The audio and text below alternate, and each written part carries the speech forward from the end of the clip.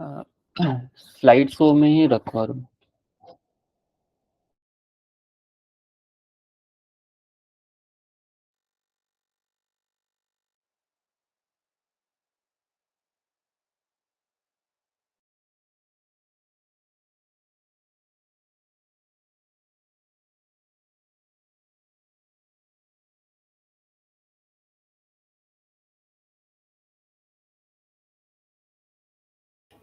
अरुण, ये ऑटोमेटिक वाला बंद कर दो, फर्स्ट पेज ही ओपन रहना चाहिए।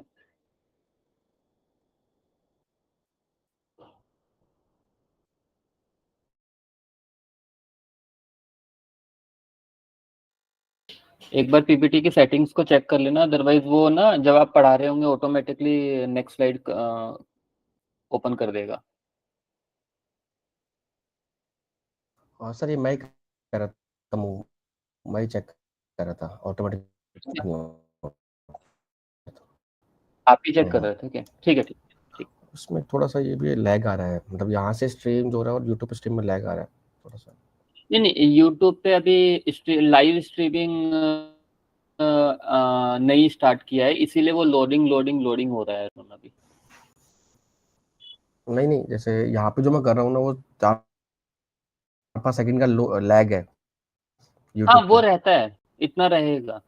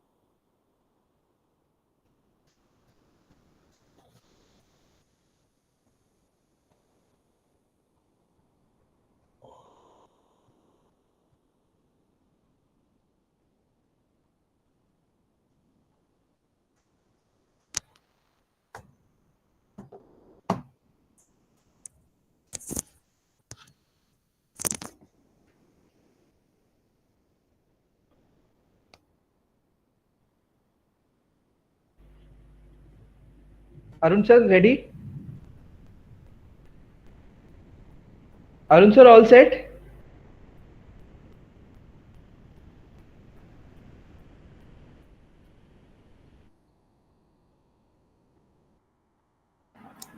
अरुण जी, वॉइस आ रही है आपको?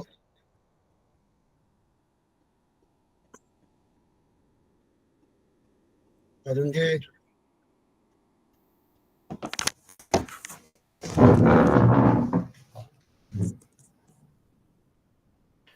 अरुण, कैन यू हियर अस?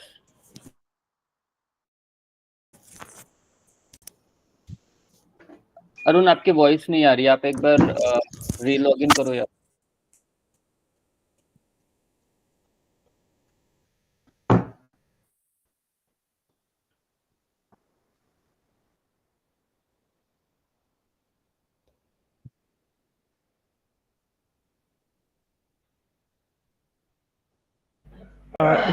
गिरीश जी, एक बार आप इनसे अरुण सर से फोन पे बात कीजिए, क्या इशू आ रहा है? सर मैं कर रहा हूँ।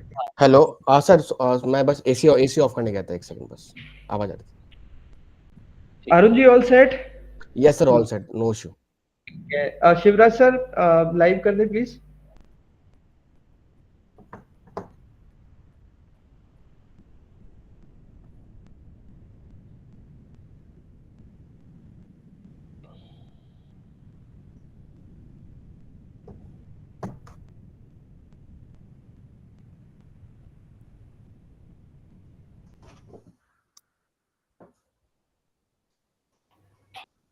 Avinash ji, can we start?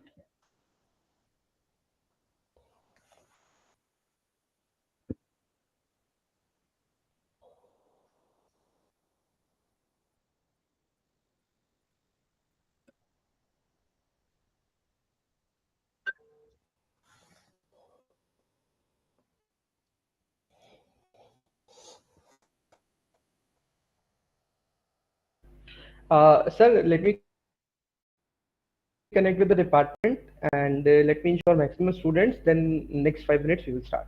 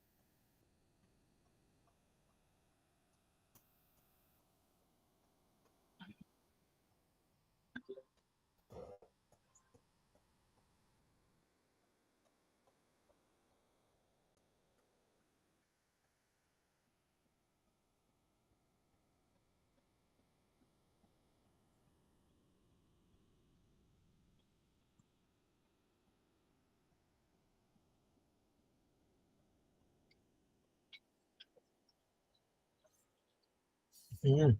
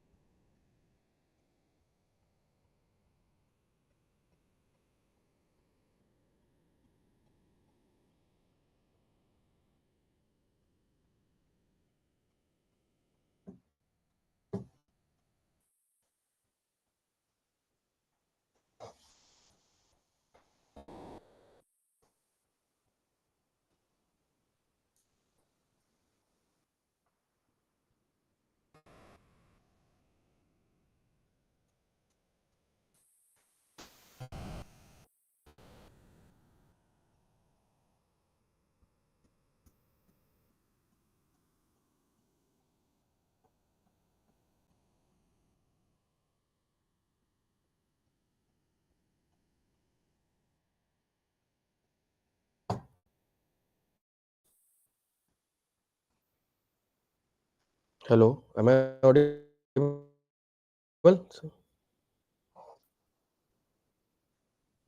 Yes.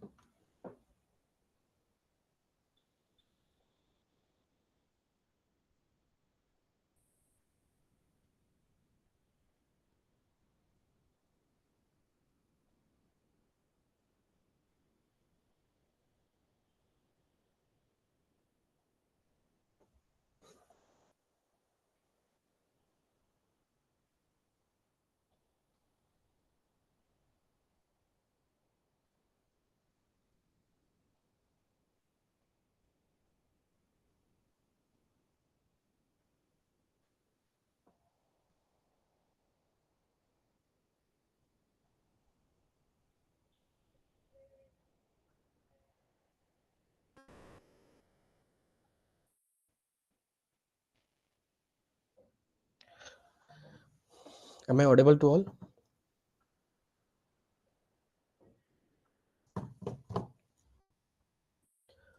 Is my voice audible to all?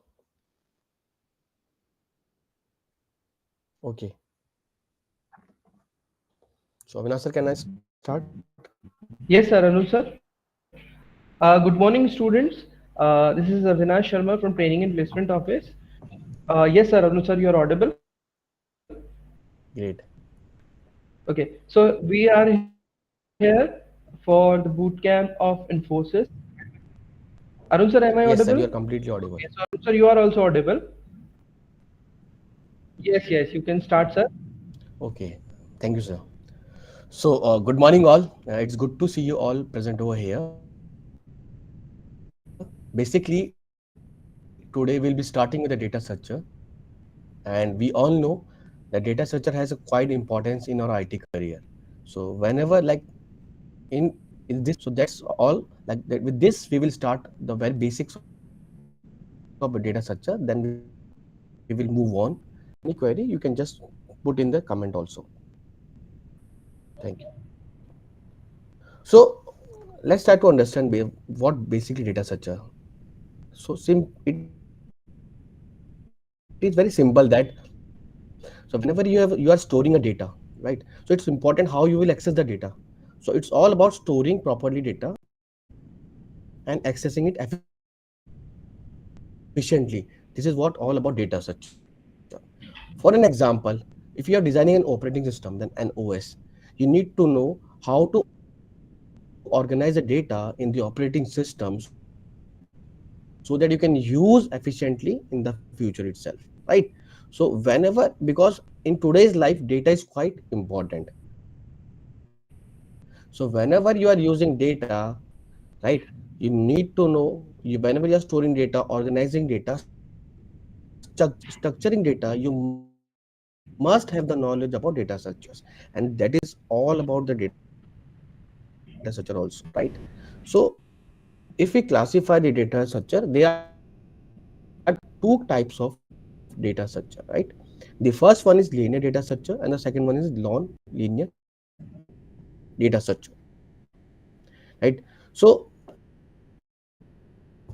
linear and non-linear, it is very important to understand basically linear and non-linear data structure hota kya hai. See, in the linear data structure, you can only traverse in a single direction, right? Once you are starting in a direction, traversing the elements, then you can only go in that direction only. But when it comes on non-linear data structure, you can traverse hierarchically, level after level after level, right? One more thing I would say, ki in the linear data structure, the previous and the next elements are also connected, right? For an example, if you are designing an operating system, then an OS, you need to know how to organize the data in the operating system. So this is what we can traverse in a single direction. Let me show you an example also, right? Let me show you an example also. This is the data structure, right? Let's say this is a list for an example. So this is a list, you can say A, B, and C, right? So now I can say that this data structure is linear. How? Because I can traverse in a single direction, right? And you can also say that the previous and the next element are also connected. So this is what linear. Let's come to the non-linear part also.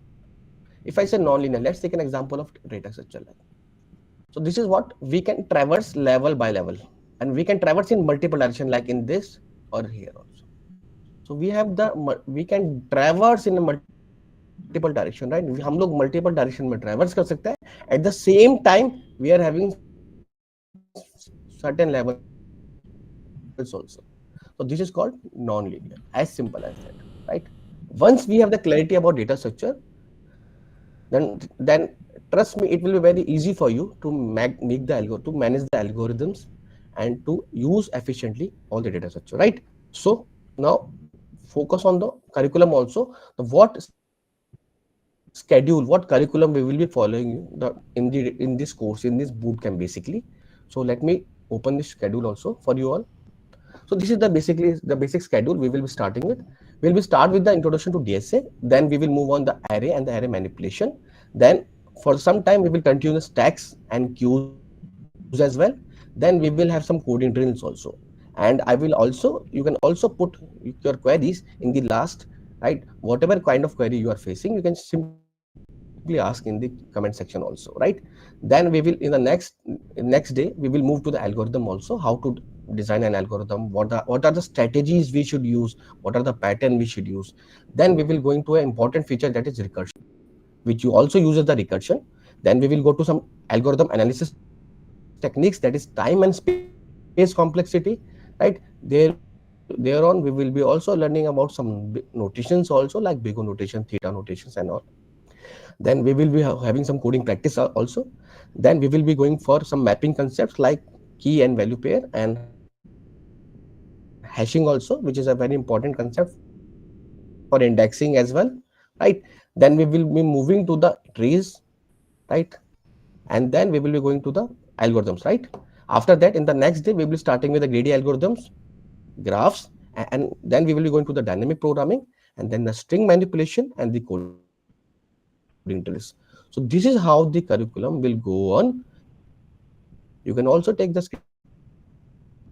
screenshot of the same also if you wish, right? So let's move to the next slide. Right, this is how we will go, right? So let's coming back to the PPT also again, right? Hopefully present is visible to everyone. So let's start.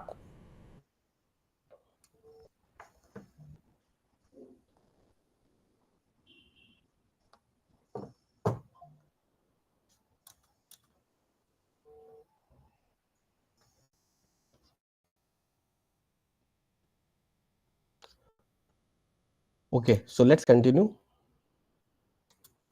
So till now, what we have just seen that data structures we can use in linear and non-linear way, right?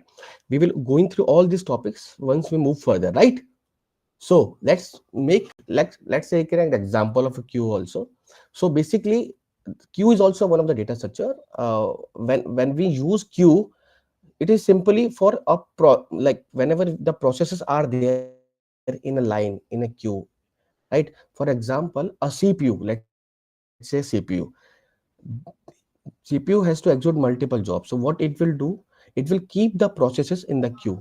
So this is a simple example. This is also an example of real-time queue, right? So I'm just taking an example of any of the data structure. But before going to all the data structures, we need to understand the first basic data structure that is quite important, and we know that is array, right? So let's jump to the data structure. Our first data structure, that is array, right? So let's move to the data structure array.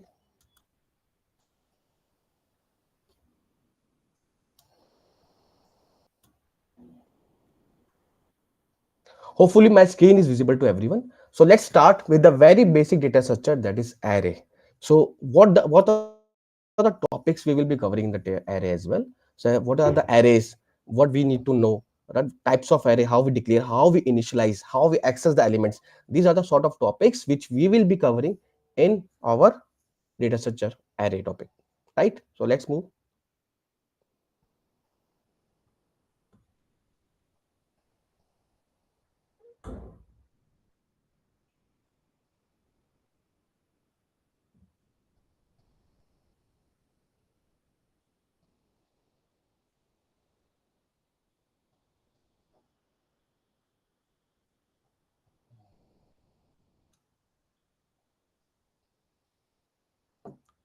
Okay, so let's try to understand what are array basically. So array is similar, like suppose in my shoe rack I am storing shoe, right? So shoe rack is what? Storing same kind of elements, right? So array same about, array is also the same. Suppose I have names of 50 students of Purnima college, right? So मेरे पास क्या है, 50 बच्चों का data है पूर्णिमा college का. अब मैं ये तो नहीं करूंगा कि मैं 50 अलग वेरिएबल्स लूंगा. What I do, I take an array. Array is what? A data structure which can store similar types of data in a continuous location, right? So array basically क्या करता है, continuous location पे similar type of data को store कर सकता है. This is what array is all about, right? And why we are using the array? Because when we have multiple datas of the same type, whenever we are having the multiple data of the same time, then we cannot use so many variables because it is very difficult to manage. Instead of this, what I'll do, I'll take an array, I'll declare an array, and I'll store all those variables, all those values in a single array, right? And this is the basic structure of the array, right? For example, this is the first, this is the starting position. So this is the next position, and this is the last position. And these are some examples of memory location. These are some example of memory location. Let me explain you in a better way also, don't worry. So array is what? Collection of same type of data. Suppose you are storing 100 integer values. Suppose you are storing 50 strings. Suppose you are storing 20 float variables. So these are just what? Arun sir, your screen is freezed actually. My screen is it. So let me check.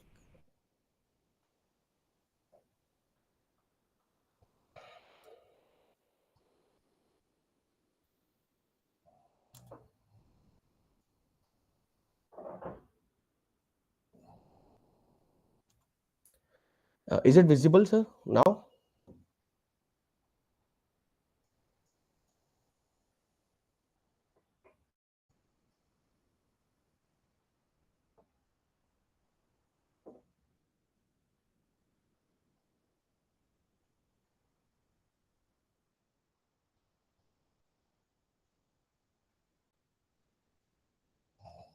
Is it visible now, everyone? Is my screen visible to everyone?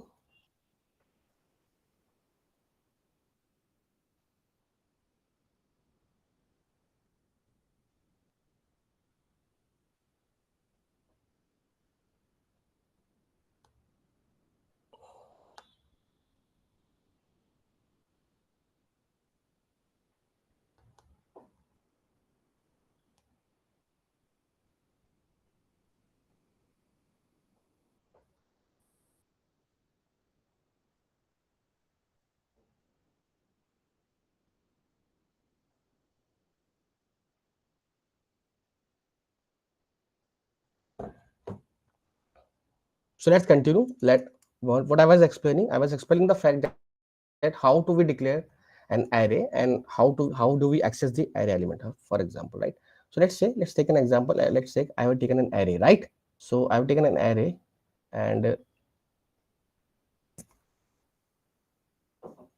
I'm declaring I'm like making an array. So let's say this is an array, right? And this is the positions. This is 0, 1, 2, 3, 4. So I'm storing just 5 elements in an array, right? I'm just storing 5 elements in an array, and these are what? Index or position, you can say. Index or positions, you can say, right? These are what? You can say index or positions. So why we are using index or position? So that you can you can access the value in the array. You can access the value in the array. So for example, let's say here I stored 10, here I stored 20, here is 30, 40, and 50. So I've stored this well, I've stored these values in the array, right? So let's see how to declare an array. This is the basic structure of an array, and these are the indexing, these are the position, and these are the values which we are storing. Let's see how we can declare. So I can simply declare, let's say, int arr 5. So what does that mean? That is the data type. It is what? It is the name of the array, and it is what? Size. So I have declared an array whose name is arr, who can store 5 values of integer types. I think it is clear to everyone, right? If you have any doubt, you can just simply put in a comment. Don't worry, right? So these are the arrays 10, 20, 30, 40, 50. These are the values, right? Suppose I can only perform 2 operations in the array, very basic operation, that is storing the value and accessing the value. Let's see how can I store. So whenever you have to store the value, you can simply write the name. You need to simply write the name of the array and the position. That is, for example, I write arr3 equals to 60, right? So what I'll do here, instead of 40, what value will come? So you'll get the value 60. So this is how you can store the value. And suppose if I take a variable, let's say n, and I write arr4. So what value is there in the arr4? That is 50. So n will get the value 50. So the 50 value will be stored in the variable n. So this is how you can access the value, and this is how you can store the value, right? So this is how you can store the value. This is how we can access the value. These are the basic operations which you can do in the array. So array is what? Array is a data structure. We can store similar type of data, right? And it is also static in size, static in nature. That is, once you have declared the size of the array, you cannot change, right? Once you have declared the size of the array, you cannot change, right? Suppose you have set the size as 100, so it can only store values maximum up to 100. It can store more less than 100, but it cannot be more than 100, right? Right. So this is how like we can do, this is how we can store the values, this is how we can access the values. These are the basic operations which we have seen till now, right? So now let's move further. So now let's move further to the more topics of the array, right?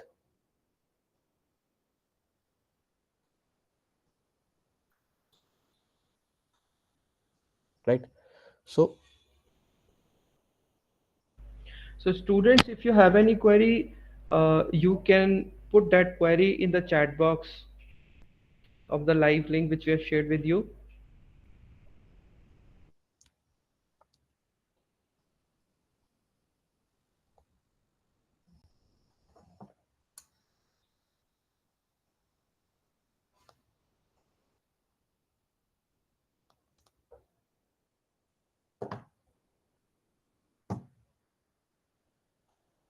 so let's understand what are the types of array, and basically why do we need. I've already mentioned an example here, also an example, that there are students, there are 5 students who have scores, who have some marks, right? So 5 students are having 5 different marks. So what I can do, I can suppose there are 10 more students, right? Suppose there are 10 more students, 20 more students. So what I will do, I will simply take an array and store all those marks of all the students in single array, right? And I can easily maintain the data also. So that is why I've already taken an example before also, that why do we need to use array. So now we need to understand what are the types of array, right? What are the basic types of array we need to understand, right? So we need to understand what are the basic types of array, right? So first of all, we have seen one dimensional array. One dimensional array, that means we can store in single direction, right? Well, basically in one way, right? There would be only index and the elements, right? In the one dimensional array. And we, as we all know, there's a for 0 position 2 1 2 3 4, the 5 elements we can store, right? And it will simply have a one dimension array, means it will simply have a single row, right? In the multi-dimensional array, we can say two types. The multi-dimensional array, we can say it is a row and column concept, right? It is in form of the matrix form basically. So it has 3 rows and 3 columns, 3 rows and 3 columns. The rows is 0 1 2 3, or the index always start with the 0, and the column similarly goes like this, 0 1 and 2. So we also have some rows and column concept like a matrix in the 2D array. And we have, sometimes we also use 3-dimension array as well. 3-dimension array, you need to understand 2 rows, 3 columns and 2 layers, right? 3-dimension array you can assume in a cuboid, layer after layer after layer after layer. So we can say there is two 2D array. I can say two 2D array. First one, in the first one, there is all 2 row, 2 column and 3 rows, right? Another one also, there is 2 columns and 3 rows, right? This is the 3-dimensional array. It represents basically row and column, then, and it is represents the layer, number of layers. You can simply think of a cuboid, right? Or you can simply say Rubik's, if you have used Rubik's, right? That is also an example of 3-dimensional array. Now let's try to understand what is basically an array. How do we declare an array? I've already given you an example how you can declare simply an array. So array, basically how you can given data type, the name and the size, right? Don't worry, we will make the practical programs also, we will do some coding also, but before that we are just getting the basics of the array, right? If you have the knowledge about array, that's good, and if you don't have, then you can easily focus, and all of you can easily ask your queries. Whatever queries you are facing, you can simply ask me, right? But we are just refreshing, we are just brushing up the basic details of the array, right? Once we are done with this, we will also go do the coding part also, don't worry, right? So I already told you how you can initialize an array. See, the initialized pattern, the initialized method can be varied. The initialized method can be varied according to the requirements, right? According to the programming language you are use. You can use C, C++, Java, whatever you are comfortable with. You can use the programming language, and based on the programming language, there are certain differences in declaring an array, right?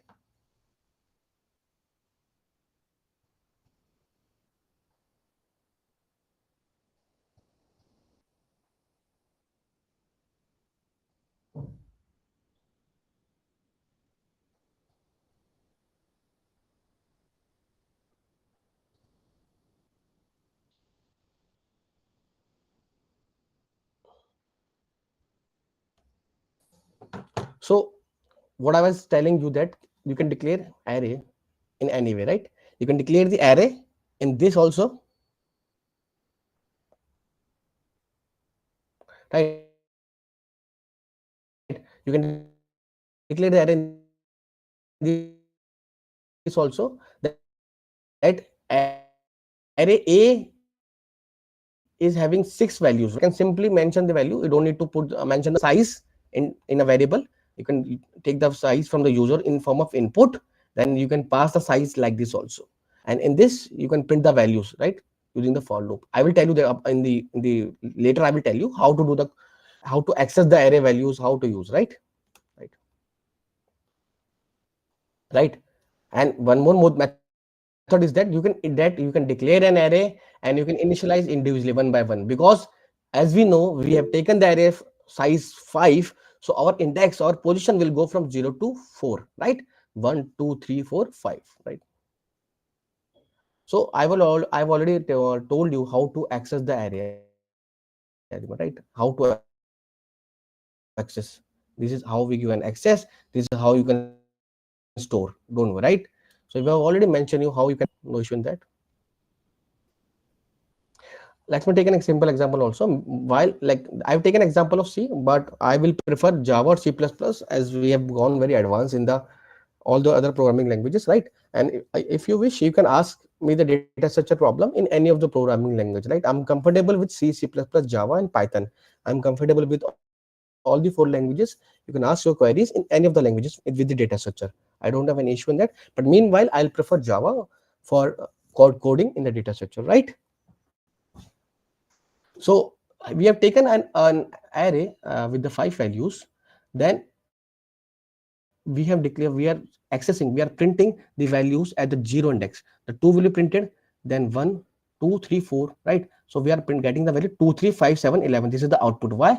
Because we have stored the value 2 3 5 7 11. So this is a basic example that how we are storing the value, how we are accessing the, how we are declaring the array, and how we are accessing the values stored in the array, right?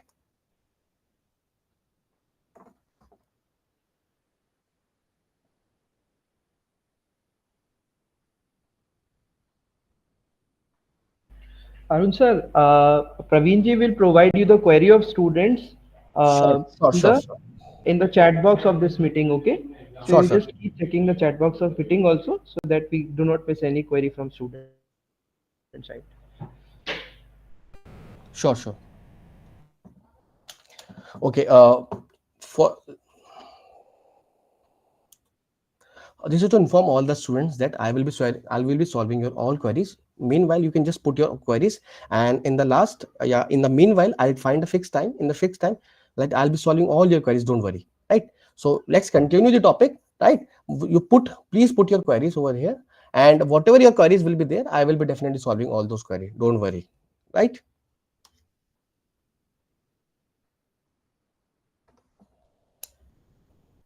Right.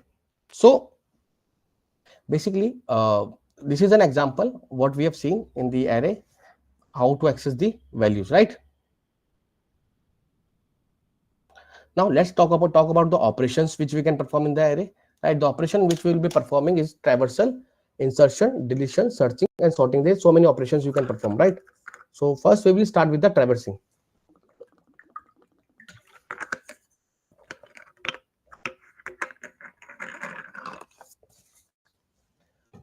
Traversal has simple meaning that you need to visit the values in the array one by one, right?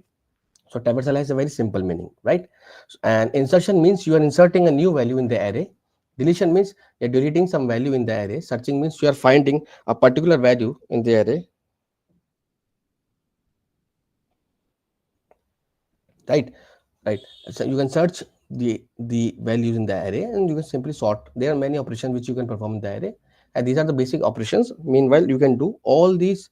Meanwhile, you can do all those you can do all those operations which you can require in an array according to your customization needs, right? So traversing an array is very simple. Like we have already mentioned, you can declare an array. Start with the 0 index. You will start a loop with 0 index. You will go to the 4 because 0, 1, 2, 3, 4 position. Yeah, the index will go from 0 to 4. Then you can simply print like this. Then you will get the value this also, right? Then you can get you will get the value right like this. Okay. So insertion means inserting a new value. Insertion means inserting a new value in the array, right? So how we can do this? We can do this like we can do like this. 10, suppose we have an array, right? 10, 20, 30, 50, 60, and if I have to insert 40, right? If I have to store value 40, right? So if I have to store value in 40 over here, right? So what I can simply run a loop. I'll simply run a loop from here to here, and when the position comes, when I come to this position, I can simply add the value, right? So these are the basic methods how we can add the values in the array at various position. The first is the at the beginning, right? First is at the beginning, and the second one is the at the end, and the third one is the at any position, right? Whatever position you want, you can also insert the value at that position, right? So at the beginning, let's say if I have to add the beginning the value in the array, right? I can simply take an array. I have taken an n, that is size of the array. I is the variable, loop variable, item, the value which we have to insert, right? So first of all, we have asked the user, please, about the entering the size of the array. We have asked the user about the size, that is n, right? We have inserted the value in the array, right? So whenever we have to first we are entering the value in the array, we can simply enter the value in the array using the scanf function, like we all know in the C. Using the scanf function you can use, right? Right. So I'm saying we have seen till now we have just entered the values in the array using the scanf function. Now whatever we have, now we have to what we have to do, we have to enter the values at the beginning, right? Right. We have to enter the values in the beginning, right? Okay.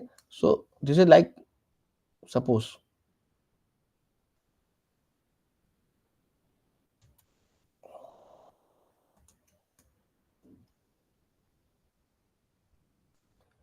so suppose we have an array, right? This is simple as it, right? We have an array, and we are having some values, right?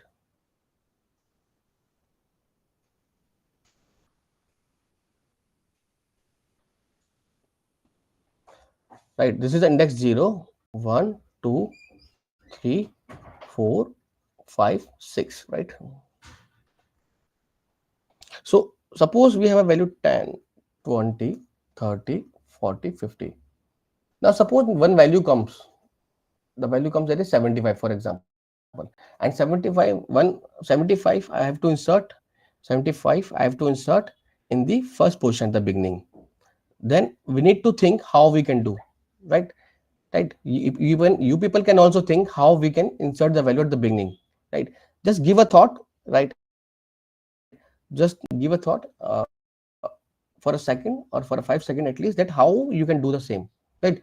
So I would like suggest you, by my experience I would suggest you that first of all, whenever you are having any kind of problem in the data structure, just note it and give it some time so that you can analyze the problem and you can find what are the solutions you can use. So first go with the solution whatever you are getting in the mind.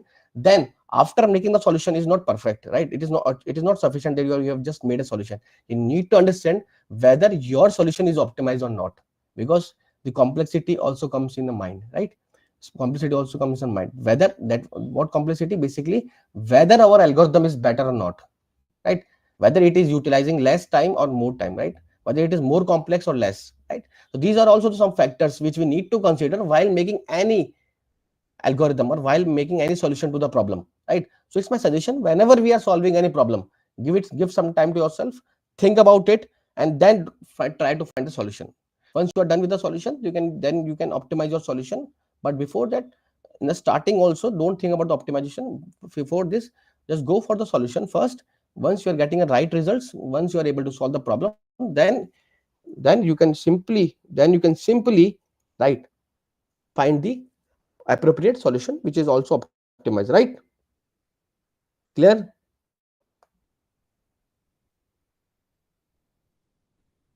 So let's move further. Just a second.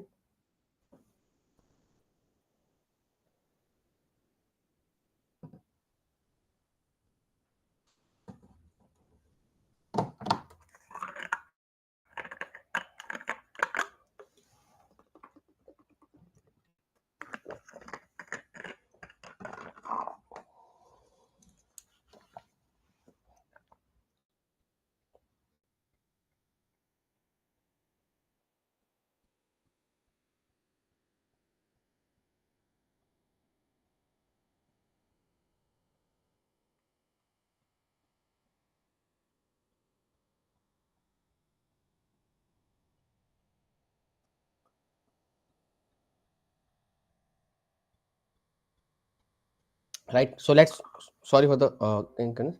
So let's as I've seen the example, you can see you have taken an array, right? You have taken an array, and we have declared a value. Suppose we have to insert the value in the first position, right? This is what the problem was all about, right? So let's try to solve this solution, right? Suppose, so what we have done, we have declared an array, we have printed the values as well, and we have asked the user that enter the element which we need to insert in the array, right? It's clear. And we have also increased the size, because why? Because till now the n elements were there, right? Till now the n elements were there, because the size of the array which we entered earlier was n. Now we have inserted one more element, so we increase the size also. We have increased the size also, right? Why size? Because suppose earlier the size was 5, now the one more element, so it would go to 6. So that's why we have incremented the n as well. Sorry.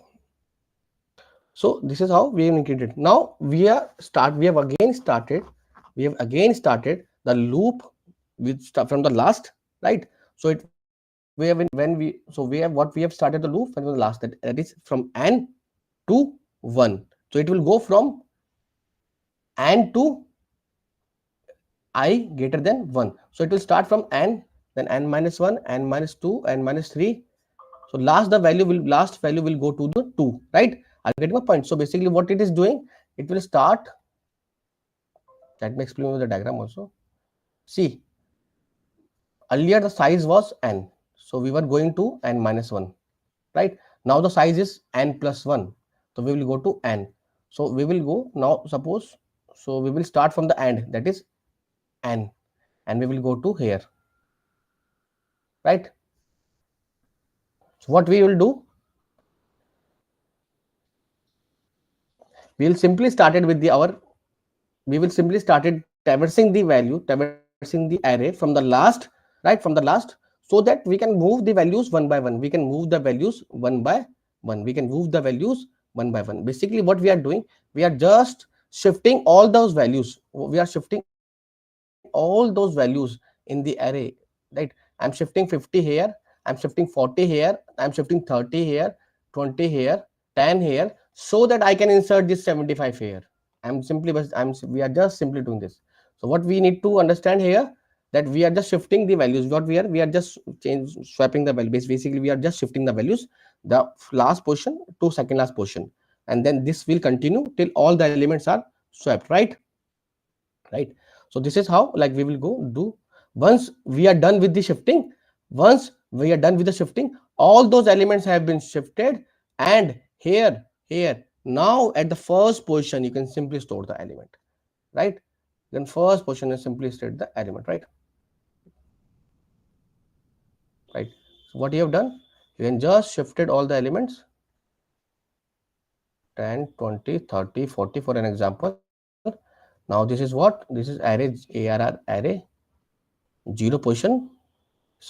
Now you can store the value, for example 70. So 70 will come here, right? What you have done, you have shift before this. What you have done, you have just shifted the values one position right. Once all the values are shifted, you can simply insert the element. Now you can again print the values also, right? You can again print the values also, right? This is how you can simply print the values also, right? Because now it will go from 0 to less than n, right? Because n values we have incremented the value of n, right, by 1 again. So we will again traverse the array, and this is how the result, right? You can simply see the output also for the kind information, right? This is what you have entered the size of the array, right? You have entered the elements. Suppose you have entered the element as 1, right? So now the result will be 1 2 3 5 7 11, right? So this is the basic example of how to insert an element at the beginning of the array, right? Hopefully everyone is clear about this. If you still find any problem, you can just simply put your query in the comment section. No issue, we will solve it also once we get the time, right? Okay, so let's continue also. Okay, this is the basic program. This is the basic example which we saw in the insertion of the value. Similarly,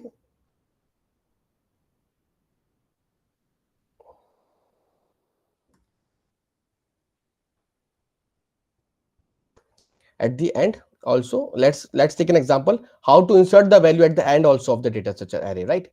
So we have taken at the end. It is very easy. I guess you all people must be knowing, right? So it is simple example like this.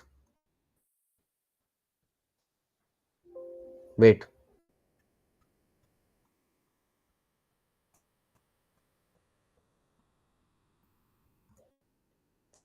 right? Now again, if 75 has to be inserted at this position at the last, we can easily go do the by this. We can traverse from here to here, and after this we can simply insert the value. I believe all of you must be like knowing that how we can simply like traverse a loop till the end, and once you reach the end, you can simply insert the value after that, right? So you can simply run a loop from I 0 to n minus 1, because n is a size. So once you reach here, you can simply insert the element, right? You simply insert the element at the last, right? This is what we can see here also. So you have taken an array of 10 values, right? You have entered 5 array element, and you can just asking the user to enter 5 elements in the array. So you are running from 0 to 4, right? You are going to go from 0 to 4, and then you have inserted a value, right? Then you are inserting the value in the array. Now you ask the user to enter the element which we need to insert. We can simply insert a value. We can simply take user input, right? And then array of I, then the array of I. Why array of I? Because I has gone from 0 to I have reached to 5. I have reached to 5. That's why we have come out of the loop. Right? I will go 0 to 5. At this position, I will simply write ARR I is equal to 75. So here 75 will come. Same is happening over here also. What we are doing, you are just storing the value at the last position, right? You are storing the values at the last position. This is the array I, and you are storing the values. And now you are traversing the loop by printing the value 0. It will go from 0 to 5. Why 0 to 5? Earlier we were going from 0 to 4, but now we have added, since we have added one more value, so the total values will be now 6. So it will go from 0 to 5. This is how we will get them, right? I've taken the output also. Don't worry. I will show you some same examples in the Java also. But for the as I consider that everyone must be knowing the C programming language, that's why I've taken the example in the C or C, because all students are from the mixed years, mixed branches. So for considering a basic standard, we have just taken a C programming language for the example purpose. For the coding purpose, you can also use Java, C++, whatever you are comfortable with, right?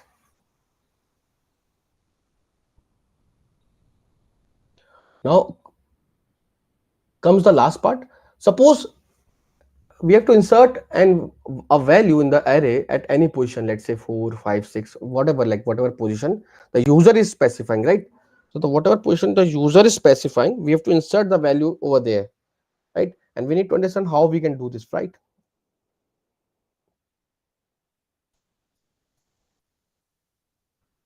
So we have taken an array of 100 size, the value where we have to enter the value, right? The size of the array and the variable, that the variable value, right? First, we have taken simply we have asked the user to ask to enter the size. Then we have entered. Then we have asked the user to enter the size, right? So then we are printing the values in the. Then we have taken the user input from the array, right? Then we have need to ask at what position you want to insert the value, right? At what position you want to insert the value. So simply we can ask, you can take ask the user input that where you need to enter the value. So the user will just give you the position where he has to and he or she has to enter the value, right? So position we have asked, at what position. Now we are asking for the value, which value need to be inserted, right? Which value we need to insert, that we need to have to check, that we need to check over here, right? So basically we have asked the position also, we have asked the value also, and this is how like we can simply insert the particular value at a particular position, right? So same what we need to do, see,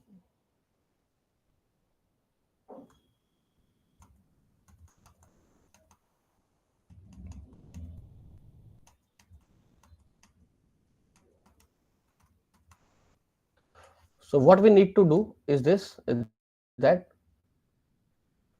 we have to insert and value, we have to insert a value that is 75, and suppose the position is 3, suppose the position is 3, suppose the position is 3.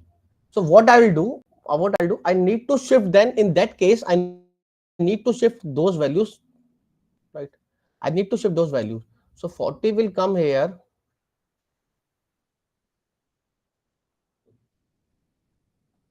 and 50 will come here, and I have to vacant this position, so that I can insert the new element, right? So that's why we are asking the position from the user, and we are asking the value also.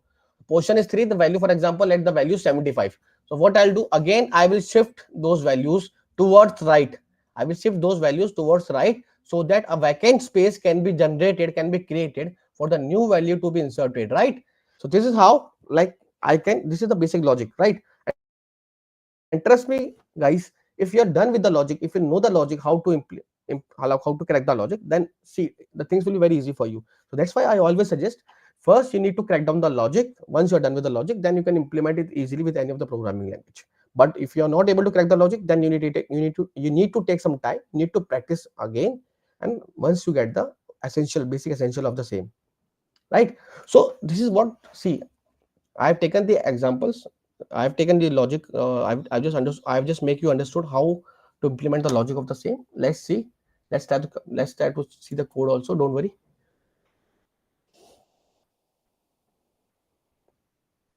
Sorry. So we will start from the last again, right? And till where we have to know, we have to go just position, we'll go from position -1, go from position -1, whatever position you need to insert, we have to go from there, right? Clear? And we'll take an example also, don't worry, right? So for example, let's say,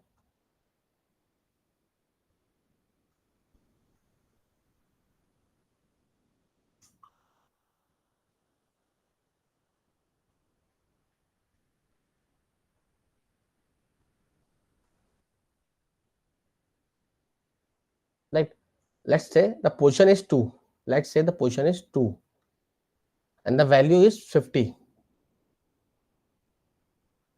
Let's take a live example. Let's say the position is 2 and the value is 50, right? So the position is 2 and the value is 50, and now we need to understand how this function will go. So we'll start from size -1. Size is what? 5. Size -1 is 4. So we will start from the here, right? Let's say we start from the here. Clear? So let's say we start from the here, the last position. We need to, let's say we start with the last position. So I will start from here, and I will be, the loop will continue until the I, that is I, who is starting from the 4, It will continue till it is greater than or equal to the position minus 1. The position value was 2, then it will go from the 1. So it will go till 1, right? It is equal to, so I will go from 4 to 1, right? Since we have mentioned it greater than or equal to, so position is 2, let's say second position, and it will go from 4 to 1, right? And since we are going in a reverse order, then we definitely will be decrementing the I also, right? So what we are doing, we are just writing array of I plus 1. I plus 1 is equal to arr of array of I. So array of I plus 1 is what? Array of I plus 1 is what?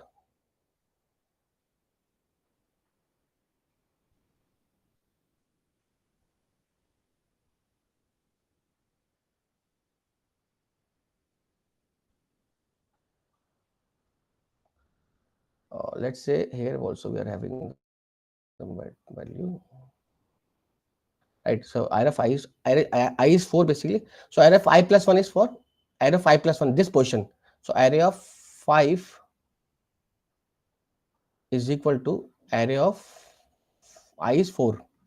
So 50 will come here, right? Right, 50 will come here, right?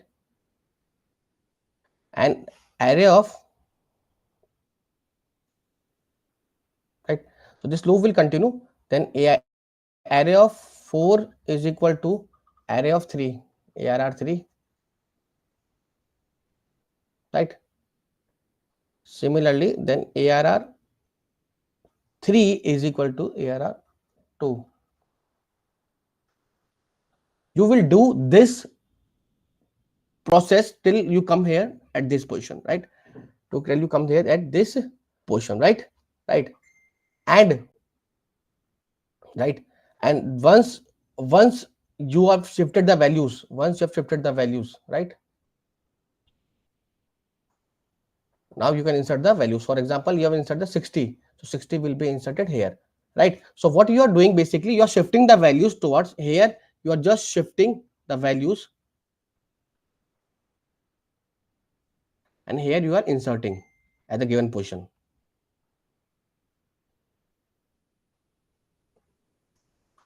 right? Right. Right. So why you have taken position minus 1? Because if you have, suppose if you have selected third position, the third position will be 2, third position will be second index, so that's why you have written position minus 1, and at that position you have value. Because with this loop you have inserted, you have shifted the values, right? After once you have shifted, you will just insert the values at the given position. Why position minus 1? For example, in the array, you have mentioned fourth position. The fourth position will be 1, 2, 3, 4. That's why you have written position minus 1, right? Hopefully you have got this. And now this is the array again you are printing, right? This is the array you are printed, 0 less than equal to size, and then you are printing with the help of printf. This is the output of the same, right? This is the output of the same. 2, 3, 5, 7, 11. I have entered the size of the array 5. Then we have inserted 5 values also. Enter, let's say, which location we have to insert 2, and the value we have to insert is 13. The resultant would be 2, 13, 3, 5, 7, 11. So this was the example. This was an example of how to insert the values in an array at a given position. It's a good problem, you can say, a basic problem, you can say, right? So can anyone tell me in the comment what will be, just a simple question, what will be the complexity of this code? Can anyone tell me what will be the complexity of this code?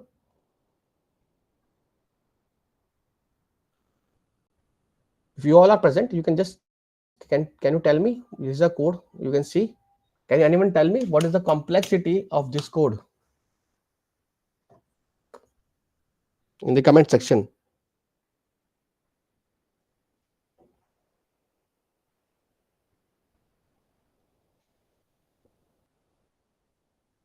Any idea? Anyone can put the comments in the comment. Can tell me what is the complexity of this code?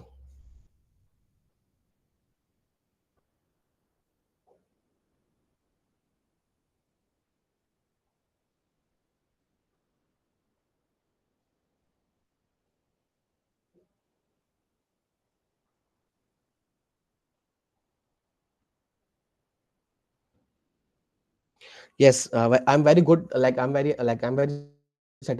happy to see your responses. Some of you mentioned as big of n, some of mentioned big of 1, some of mentioned big of n square, and also big of n, big of n square. Any other answer? Great to see that you all people are interacting. If you have any, like if you're not able, students, please guys, if you're not able to understand any of the topic, I can also repeat the same for you. I'm just going in the flow. If you find any issue, you can just simply ask me, right? So most of the answer which I'm getting is big of n, right? Big of n. So the correct answer is, let's say, what say? Don't worry. Once we will also see the complexity in the next 2 days, and then also you all will be able to find the complexity. Don't worry, right? The right answer is big of n, right? The right answer is big of n, right? The right answer is big of n. Cheers to all who have given the right answer. It's very good to interact you all, right? Whenever you can just simply interact me by commenting in the box, right? Now, now, now come to the last part. That is very important. That deletion, right? Let's come to the last part. That is deletion. So deletion means simply you can shift the values towards the base position, right, towards the starting position, right? So these are the values, before deletion, and right, these are the value before position, before deletion. Once you delete the values, you get like this, right? So these are the values once you have the in the array. Once you delete, it is like. So in the deletion also, at the deletion also, you can do various operation, right? At the beginning and at the end also, right? So let's try to find how to do this in the beginning, right? Let's take an example here only. Suppose you are an array, right? And you are having 0, 1, 2, 3, 4, right? Let's say you are having 10, 20, 30, 40, 50, right? So you have an array, or let's say it's a 10 size, and int is the n. You have answered you have entered the size of the n, where let's say here we have taken n as 5, like in this array we have given. Now we are starting, what we are doing, we are just going from 0 to 4, 0 to 4, as its index also says, from 0 to 4. Now we are simply entering the values. We have just entered the value here also, right? Now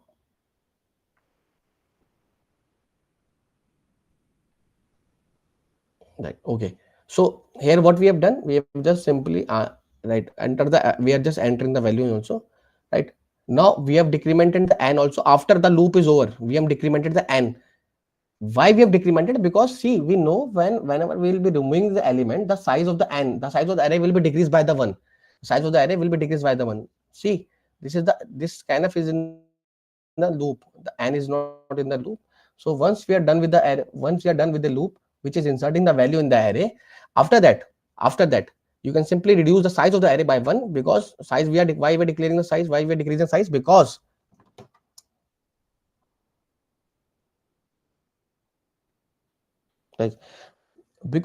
see, because we we will be deleting the value in the array. So now once we will be deleting, we will come to know that the size will be decreased by the 1 itself, right? Now we run loop from 0 to n. We run loop from 0 to n. Keep in mind that what we need to do, we are just deleting the element at the beginning, right? We are just deleting the array. So we start, the I will start from the 0. I will start from here, right? So what we are declaring, what we are doing, we are just shifting, the values, right? We are just shifting the values in the, array, right, towards the right, right? So what we are doing,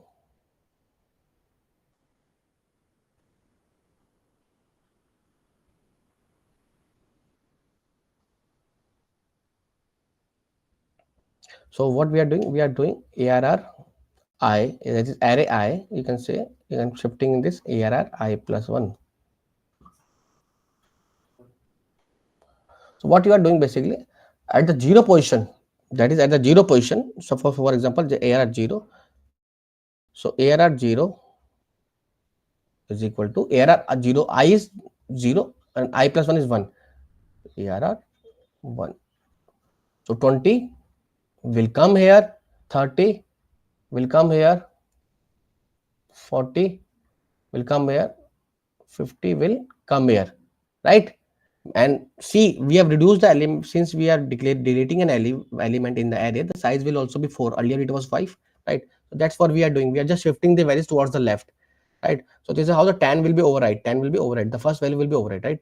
So now after deletion, let's print the value 0 to n. So loop will go from 0 to 3, right? And we will be printing all the values like here. Simple as that. So we have asked the user size, we have entered some values. After deletion, we are printing the value. As simple as that, right? Okay.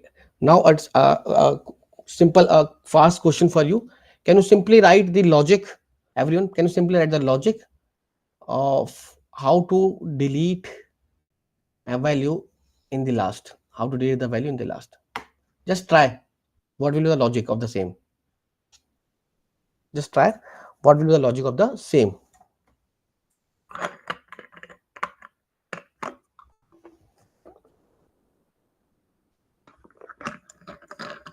Suppose if I have to delete the values at the end, what I'll do? And don't worry, students, I will share this PDF, these notes also with you. So you don't need to write notes so much. You just need to practice with me. You just need to ask your doubts. You just need to think and analyze the code, right? And then these notes will be shared with you, definitely with you all.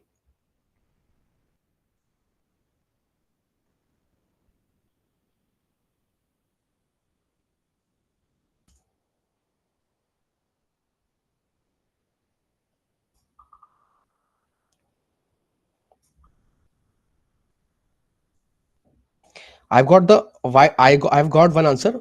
Decrease size. Yes, one other student, Ritesh Samtani, has also said size decreases from n to n minus 1. Rohit Kabra has also said. Uttam also has said that start the loop from I to n minus 1. More answers, please. It's good to see that you all are replying, and it encourages me also and you also. So I would suggest to just interact via the chat comments, so that I can like see your problem, like whether like you are not getting, whether you are understanding or not. What are the things we have just for some people it might be some basic also, but for some people it might be a start also, right? So I'm keeping all of you at the same track, and definitely we will go to higher level also, right? Anshul Trivedi has also written that start from the end and the ARRI equals to I plus 1. Okay. Gaurav Sharma has said that decrease size of n. Nick has said a discard. Okay, great. Chirag has said ARRI equals to ARI plus ARF I equals to ARF I plus 1. Great. Komal has said that ARF I plus 1 equals to ARF I. Okay. Okay, some of you all, like some of you are saying that a array of I is equal to array of I plus 1, and some of you are saying that array of I plus 1 equal to array of I. Harshit has said that size decreases from n to n minus 1. Hitesh also saying that size n to n minus 1 decrease हो जाएगी. और कोई answer बच्चों? You feel that sir this is the answer?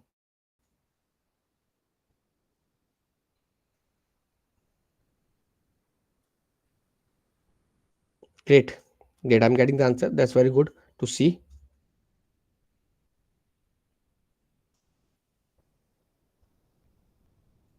Any other answer?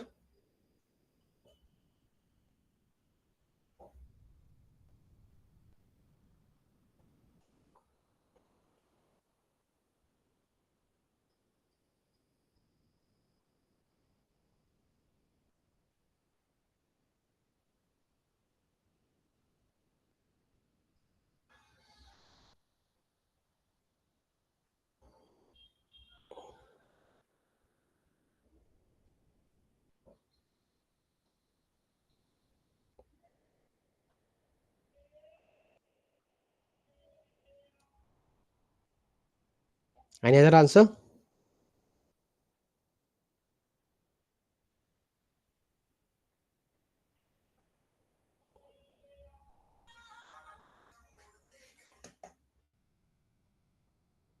Okay, so these are the answer which we are left.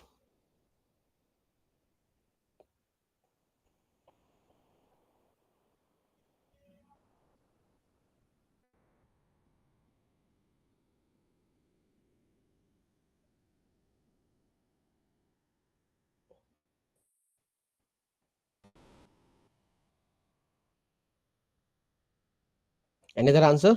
Should I continue?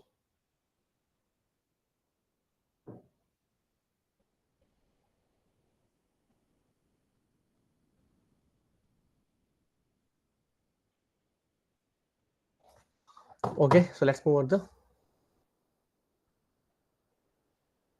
This is a solution.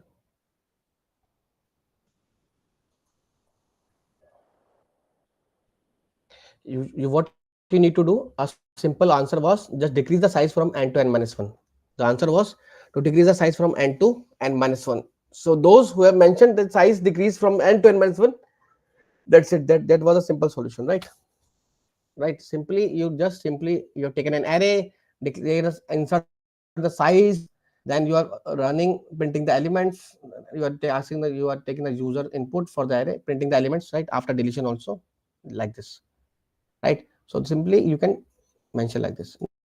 Now let's come to the next part of the array, that is two-dimensional array, right? Now let's come to the two-dimensional array. So two-dimensional array can be defined simply like array inside an array, right? These are very important, right? We need to understand, right? So it is common, like whenever you have a table in a database, suppose you are storing a database tables in a row, in form of row and column. There also you can simply like use concept of 2D array, right? So 2D arrays work like this. These rows like this, and it is like mentioned. Let me tell you like this way.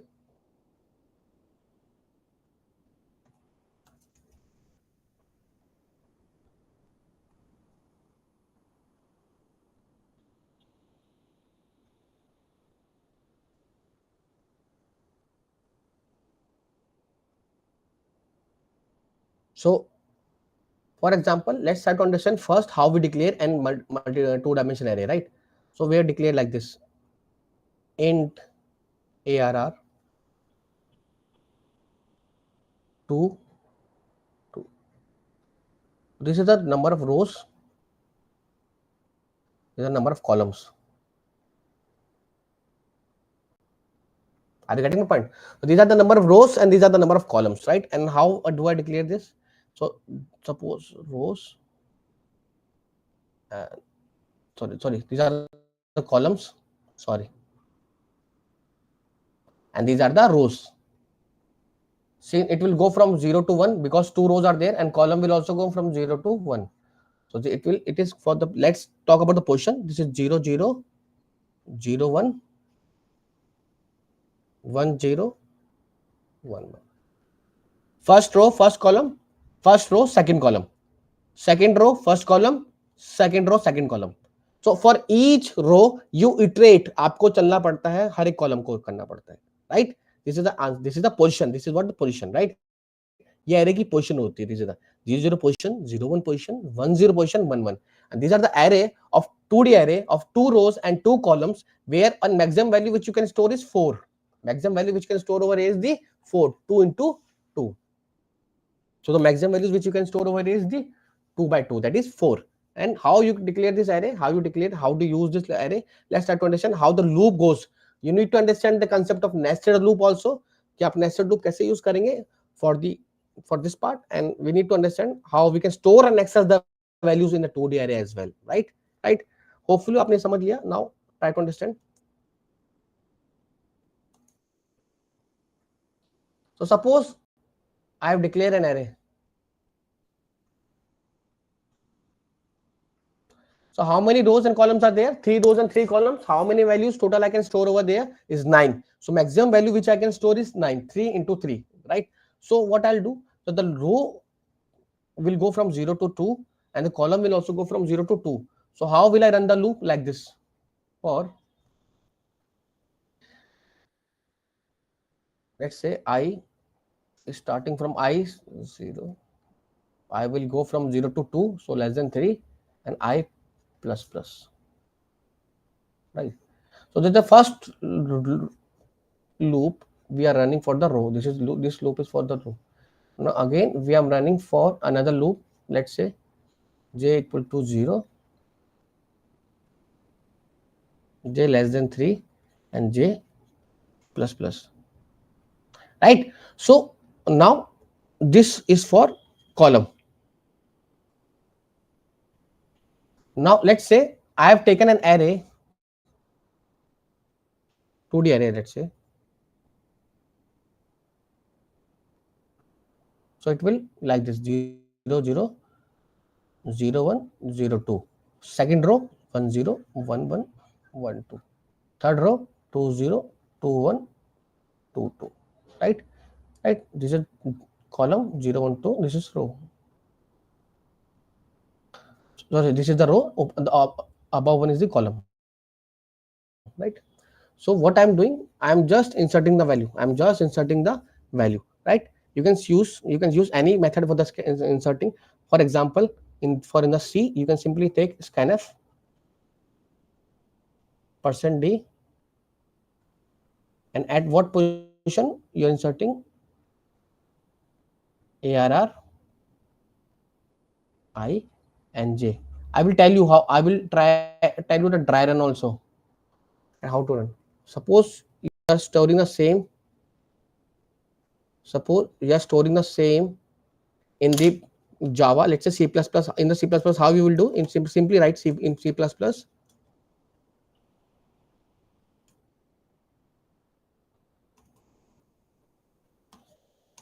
Right. In Java, what you will write? In Java, what you will write? Right. You can simply ask. You will simply write.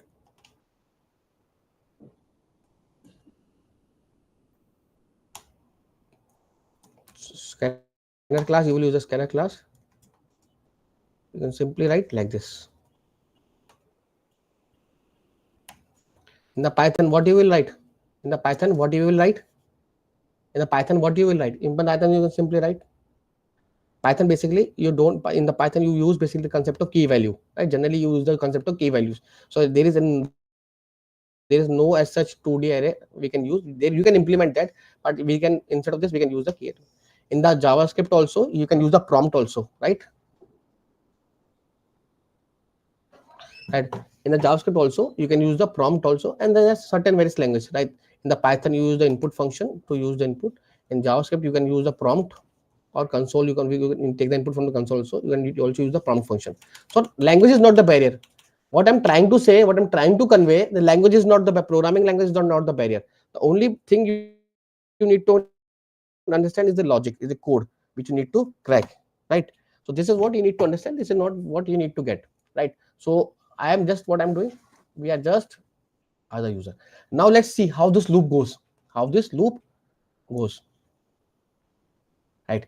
So we'll start with a 0, the first loop, right?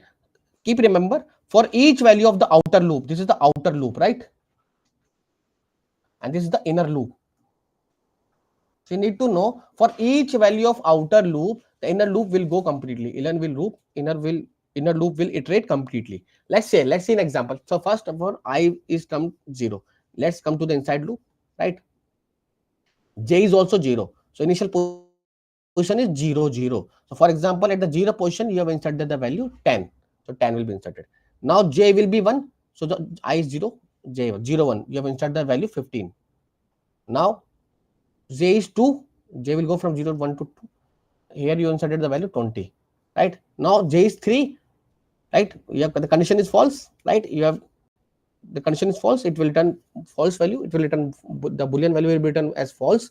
So the loop has closed. Now you will again come to the outer loop. I will go from 0 to 1. Again you will come inside. Again you will come inside. Right? Again you will come inside. Again you will come inside. I is 1. J is 0. 1 0. Here you inserted value 30. Right? I is 2. I is right. I is 1. J is 1. Now it is 40. Now J will come 2. J will from 0 to 2. J will 50. Again you will store, you can simply store value here 60, 70, 80. So this is how the nested loops. These are what? Nested loops. The loop inside a loop is known as nested loop, right? Right? You must have used nested loop for the patterns also, for the various programming patterns, like for the various programming logics also. You must have used those loops, right? Clear? Hopefully it is clear to everyone. Any doubt? Right? So this is just an example of 2D array. How we can simply right how we can simply use the 2D array, right.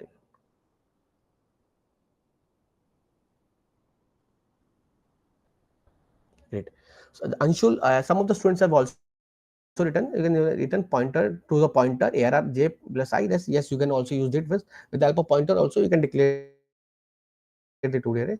Yeah, and the Mohit Rajpurit also mentioned that I is 0, I less than row, I plus plus I for j 0, j requires an calls. Yes, Mohit, but that is also right, very good. Right. That is also right, very good. Right. Right. Input, yes, you can knock down to 2030 has written int input. Yes, you have mentioned int input, definitely in input, but the generally in the dictionary, generally for the this. So great to see that you all are putting also see, there are multiple ways of doing a problem, there are multiple ways of solving a problem. It's up to your caliber, it's up to your potential how you can solve this, right? But if you don't have the knowledge, then start from the start from the very basic, and then you can move on easily, right? So hopefully you can get so many problems, right? You can refer any of the platform, and if you wish I can also share the links. If you wish I can also share the links for the array practices, right? Let's say, right. Okay, so a basic example can be anything of the array, right? Basic array problems we can see. You can find the minimum and maximum in an array. You can remove duplicates in an array, right? These are the basic problems which you can simply do in the array. Minimum maximum is very easy. Hopefully everyone knows the logic of the minimum and maximum.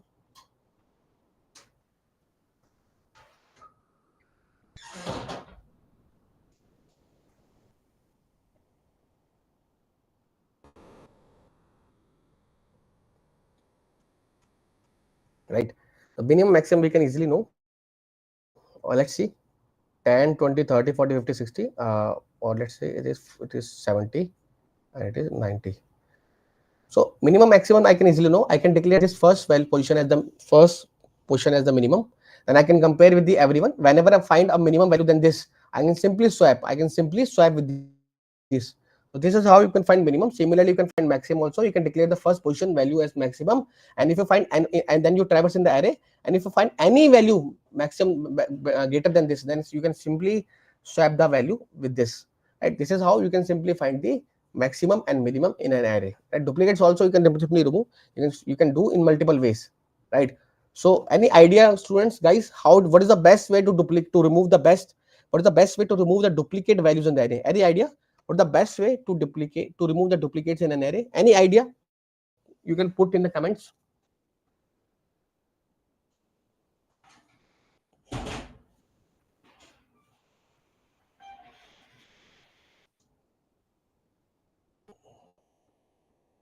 Anshul Trivedi has mentioned that minimum is into max, then comparable iterary. Yes, the comparison would be done, right? Yes, Anshul, you can also use hashing also. Hashing is also one of the way to find the minimum maximum.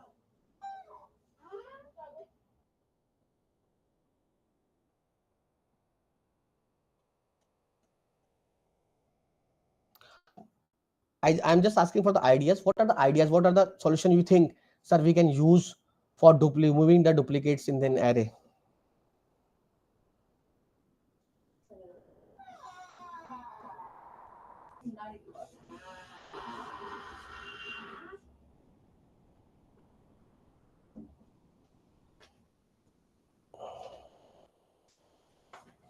And there can also be two cases also, students. Like there can be two cases.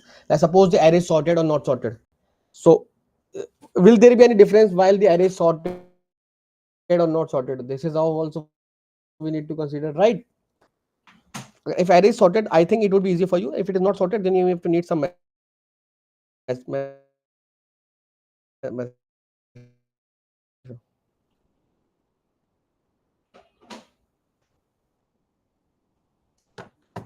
Okay, let me tell you one day. Suppose let's consider the first case. Suppose let's consider the first case. Right? Suppose the array is sorted 2, 2, 4, 4, 5. 2, 2, 4, 4, 5. Right? Let's consider this case, right? So this is an array, we are given an array, right? We are given an array. Right? So we are given an array, right? So what, let's say the array name is ARR. So what I'll do, I'll take a temporary array, let's say temporary, let's say ABC, whatever I do, right? So let's take an temporary array. So what I'll do, I will shift all those values in this new array, and I will compare, first I will compare these values with adjacent values. If it is duplicate, if the next value is duplicate, I will reject it. If it is not duplicate, I will first, for example, I will check whether it is first, I will check the value 2. Right now, if I check the next value is duplicate to this, then I will discard it. And again, I will check it is new, I will enter it. Again, I will check it is duplicate, I will discard it. Again, if it is not the same with the adjacent last value, then I will enter. This is a very basic method. There can be multiple ways. What I'm telling you, there can be multiple values, multiple ways to solve the problem. I've taken a very basic example, and I've taken, consider the case, suppose if the array is sorted. So what I'll do, I will take an extra space, I will take a temporary array, and I'll store this in this. Right?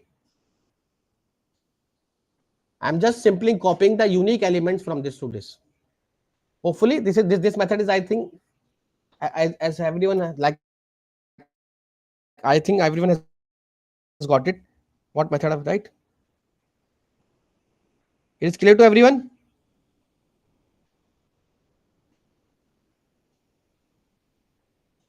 I think it is clear to everyone, hopefully.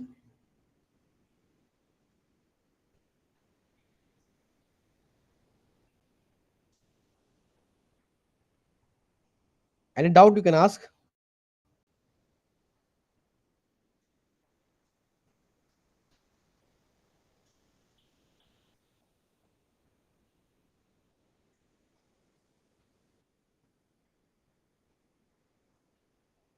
I think it is clear to everyone.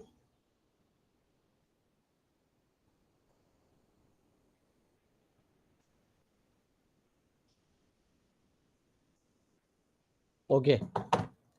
Let's consider the another case. Suppose array is not sorted. Suppose array is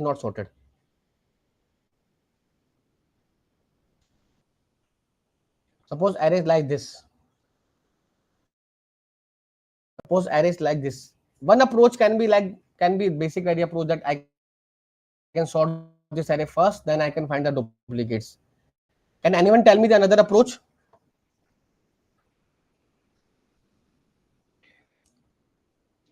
Yes, Rohit Kapra has mentioned set. Yes, very good. Because set, because in the Python, set basically does not allow duplicate values.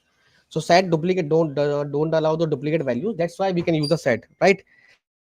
Harivansh Sharma has also mentioned the map basically mapping, basically hashing. Yes, you can use hashing, because right.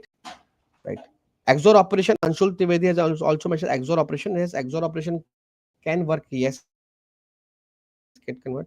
Two pointer approach can also be used. Yes, Nikhil Mishra has mentioned that we can sort. Yes, definitely we can sort and then make and set. Right, right, right. And Knockdown has mentioned, yes, if it is sorted, we can use simple loop for duplicate. Yes, very good. Right. Filter or set can be used. Set can be better. Hashing is also is a better option. Like two-pointer approach you can also use, or you can, in the whenever if you are dealing with the Python, you can simply use set, right? But I would also recommend you to not use predefined functions also, right? Like you should avoid set, because set is also by default gives you the property. So either of this you can simply use your logic, right? Right. Great to see your answers. I'm getting the answer like hash, set, and one, right? Right. So let's move further.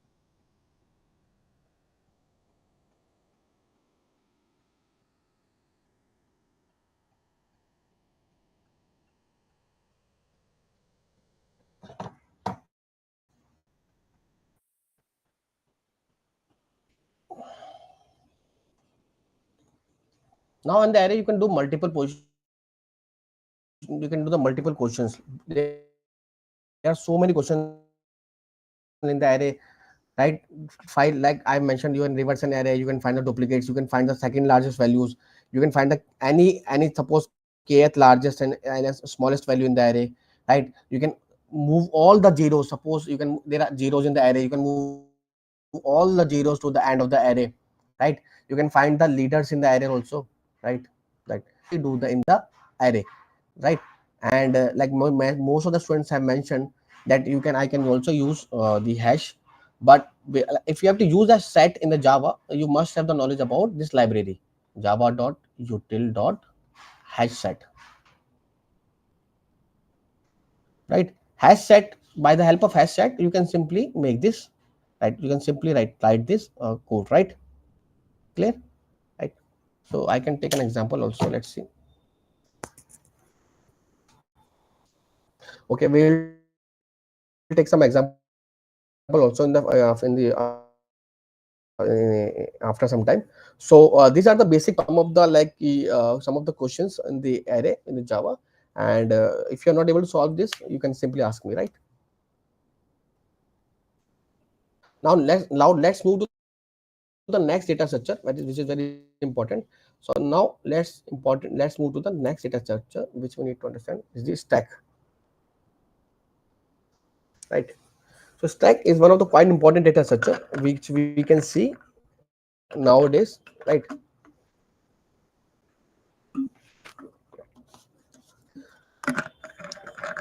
See, stack is what something, suppose you are keeping, आपने एक के ऊपर एक बहुत सारे books रख दी, तो आप एक एक करके बुक्स को हटाते हो, that is also an stack. And let's एक प्रैक्टिकल एग्जांपल देखते हैं. Let's see in practical example कि what basically stack is. Your browser, you must have using any browser, for example Chrome, right? Safari, Edge, whatever browser you are using. So your browser keeps record of your history by the help of stack itself, right? और stack का एक example समझो, like you can simply take an example. Suppose you are inserting your name Arun, and whatever, like you are inserting your name Poornima. So Poornima, whenever I access these values in the stack, it will reverse the letter. It will simply reverse the letter also, right? So stack is used basically whatever are the function calls in the recursion, also in the function calls also you all use recursion, you use stack. Your browser, even your browser, for using the, for maintaining the history which you have seen, right? It also, so for keeping track of history or for monitoring the history, web browser also use a stack. But similarly there are many practical applications with stack. So what is stack basically? It is a data type. So it's a data structure which has a limited capacity, right? Limited capacity, like it can store a limited value whatever we are mentioning, right? And the principle which it uses is the stack.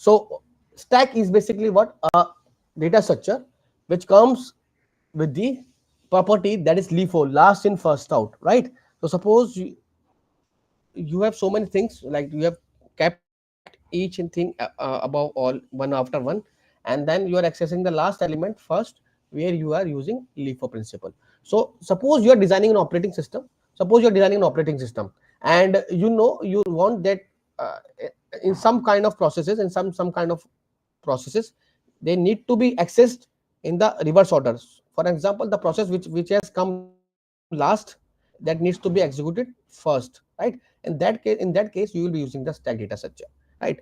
So two basic like operations which we can see in the stack is the push and the pop.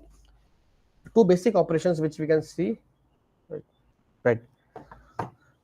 Two basic operations which we can see is the push and the pop, right? So what is push? Basically push is inserting the value in the array, and pop is removing element from the array. These are the two basic operations in the array which you can consider, right? So let's see.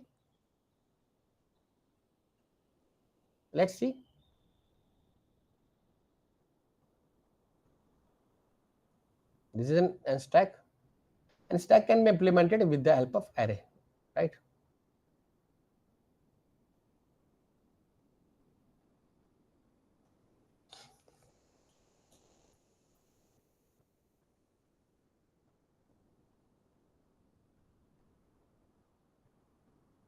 Right. So suppose this is an array. We maintain a position pointer. You can say a pointer or a position initially as -1. For example, let's say. So top is the position which keeps the update, which keeps the knowledge about the last element inserted. Last element inserted. For example, these are the array position. These are the positions just right. Let's say, right. So suppose whenever I have to insert a value, first I will increment the top. Then suppose I have increment top, I am inserting the value as 30. So 30 will be inserted over here.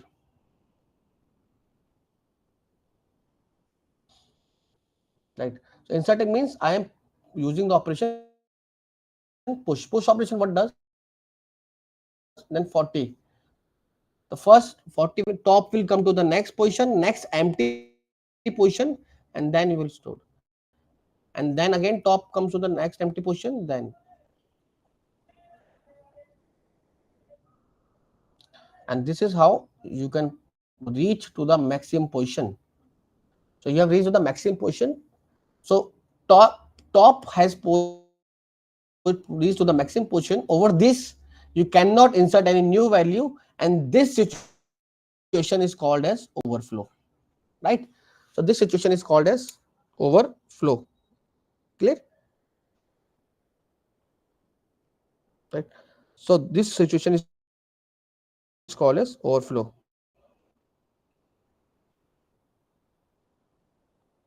Right.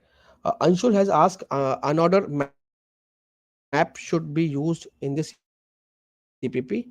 Anshul, definitely that yes, you can use. So right, right. So what we are seeing, we can simply see that we can push the values.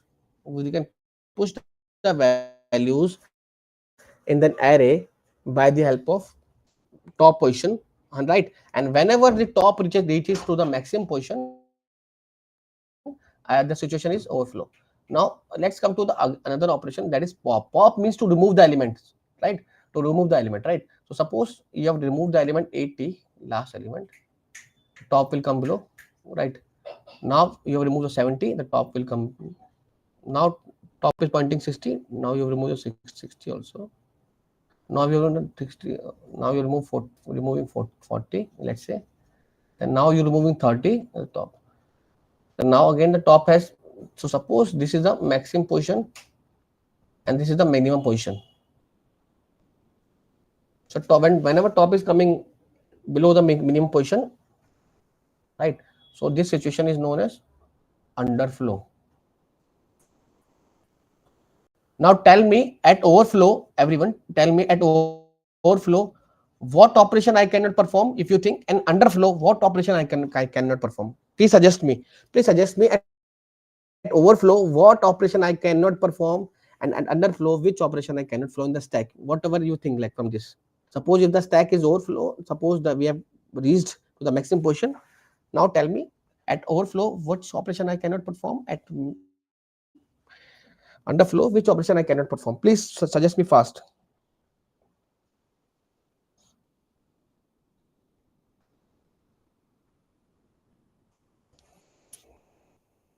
Great. Yes, Anshul, very right. I cannot perform insert for overflow. Yes. Yes, overflow. For overflow, I cannot perform push. Very good. That is delete for underflow. Yes, Anshul. So yes, Rohit, you are also right. Chirag is also right. Chirag Parik is also right. Harivansh Sharma, pop. Okay, pop in underflow. Harivansh, you need to write mention pop in underflow, right? Rohit also right. Muskan is also right. Muskan, you also need to mention that pop in underflow, right? Overflow push, very good. Priyank, Jatin is also right. Jatin has not mentioned already. Ayush is also right. Ayush Gupta is also right. Knockdown. Preeti is also right. Rohit is also right. Ayush Jangid also right. Bahadur Singh. Chirag is also, Chirag you need to mention. Shahid Khan is also right. Shashankshi Shekhawat is also right. Parbas Singh, right. Priyank is also right. Saksham, Divyanshu Lakshman also right. Tirak Soni, AJK, Jay Mathur, Aman Singh, Harivan Sharma, right. Dharamveer, yes. Jay is also, Chirag is also right. Sachin is also right. Badur Singh Rawat, great. I'm very great to see you. Hopefully, like some of them, some of you also must be knowing me also, because I have trained like I've trained your seniors also in the Poornima, in the Java, in the Python, in the data science also earlier also. So you must, some of them must be knowing me also. I am Arun Sharma. I've already taken your batches in the Java data structures and the Python also, data science also, right? So this is the basic operation which we have seen the stack. Now one more thing, let me tell you. This is the stack. Yes, Divya, you are right. Vipul is also right. Cronut Gamers, Karthik Mittal, right? Kanika Bansal, Bahadur Singh, you all also right. Thanks for replying me. So let's move further.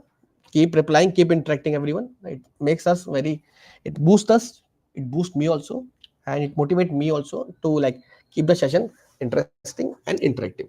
Thank you. So now considering all those operations, push and pop, one more operation is used, that is peak. What peak does? Peak basically tells us at particular time top position is pointing to which value. For example, guys, here we are having 10, 20 and 30. So top will be pointing here also, right?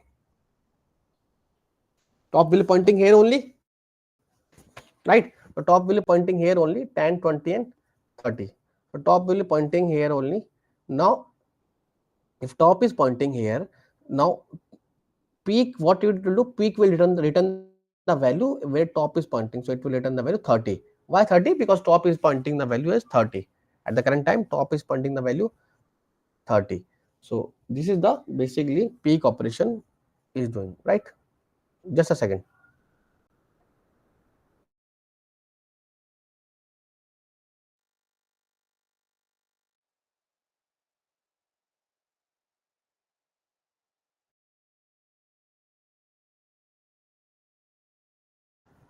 Sorry for the inconvenience. Let's see. Right.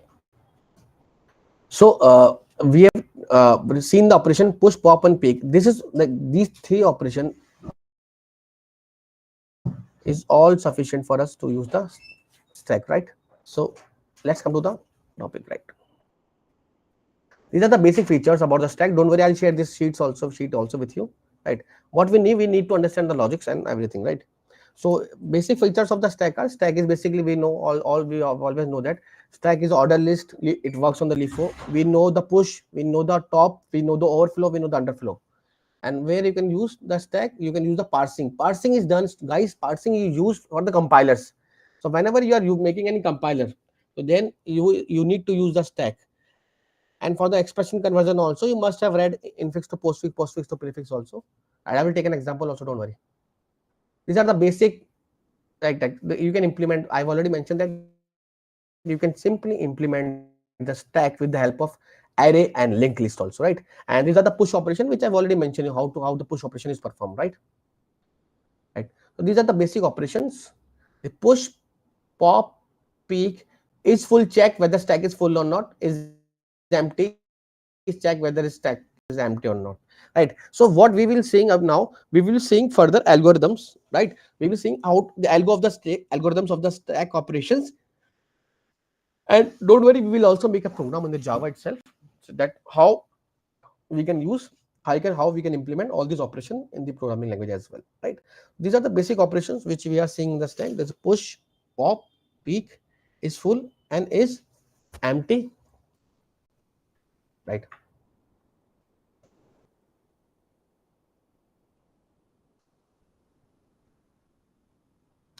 So let's start with the algorithm, peak algorithm. It is very easy, right?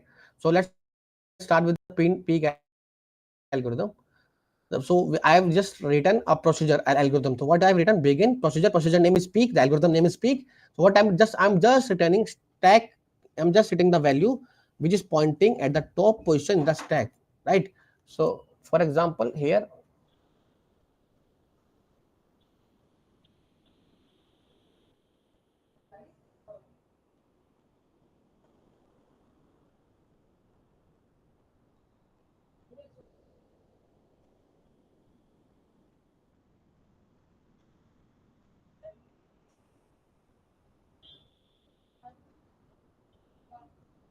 what it will return, it will return 20 over here, right?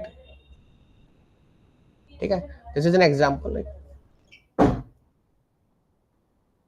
Now next algorithm, next example is full. Is full will check basically कि क्या जो हमारा stack है, whether it has become full or not, right? So simply in terms of algorithm, you can say, suppose this is an algorithm. This is a max size. This is the max size. Like if suppose 10, 20, 30, and 40, अगर reach to the max size, आपका tag is full. आपका top next position पे पहुंच गया, right? If your top has full, so what you are you are doing checking, you are checking if your top equals to max size, you can return true. You can return here true. So when you are returning true, you will return the value true. Once your top has reached to the maximum size, right? If it is not the case, then we'll go to the else, then we will return false, and the program will close, right? And we have taken if in the algorithm, we can mention and if, and the begin procedure, we can mention and procedure, right?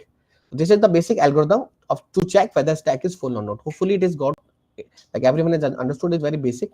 This is an example. Also in the programming also you can write is full function, you can take, it can return an integer value. You can simply check if top is equal to maximum size. Maximum size, you can say size of the array, for example. It can return true, else it can return false. Now let's come to the is empty. Is empty is like similarly like this. Our stack is empty, right? And the top is equal to -1, for example. Let's say, and this is a 0 size 1, 2, 3. Let's say. So what I'll check? I'll check if my top is already less than 0. Let's say top is already less than, then I can simply return true. I can simply return the boolean value true. That indicates yes, your stack is empty. If it is not the case, then I'll go to the else part. I'll return false. For the if, we have used and if, and the begin procedure, we have used and procedure. The basic algo. See, these are the very basic algo, and trust me, with the help of this algo, you can easily make program with any of the languages you want. But if you want this, data structure is all about understanding the logics, algorithm, and all, right? Yes, Bahadur and Pratham, they have mentioned the peak. Yes, peak, definitely peak refer the top element. As some of you have mentioned that peak, you use the peak for the referring to the top value, right? Hopefully, and no doubt is there. Students, if you are having, like, see, I'm teaching you topic by topic. If you find any doubt in the topic, if I'm not able to understand any particular topic, please mention in the comment also. And you can also put your problems also, whatever I'm reading. Based on that, if you are finding any problem, you can also put that in the comment also, right? Okay, so let's move further.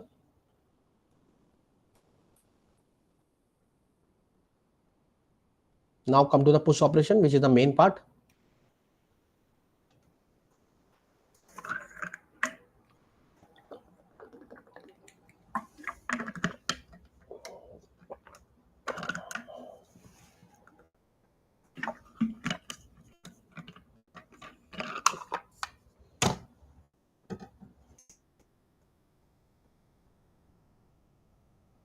So we need to we will be going with for the stack. The procedure, begin procedure name is push. What we need to have? We need to have a stack and data. The data, the value which we need to insert in the stack. So first of all, we need to check whether our stack is full or not. So if your stack is full, I'm checking the condition whether stack is full. I will return from the program itself. I will return the null. Null will indicate that we have, you have got nothing. You are not able to insert, right? So basically, from here itself, I will return. I will exit to the program, and the if statement is closed. But if it is not the case, then I'll come to this part. I will increment, I will write top equals to top plus 1. I will first increment the top. I have already also mentioned, always mention you that this is the suppose this is 10, 20, right? And top is here. Suppose if I have to push the 30 value 30, what I'll do first, top needs to increment by the value 1, because top needs to point to the next empty position, then I can insert the value. So what I'm doing, I'm incrementing the top by 1. Now top is pointing here in the stack top position 30 I'm inserting, and begin procedure is end procedure. Begin procedure, then end procedure is there. A very simple problem program, you can say.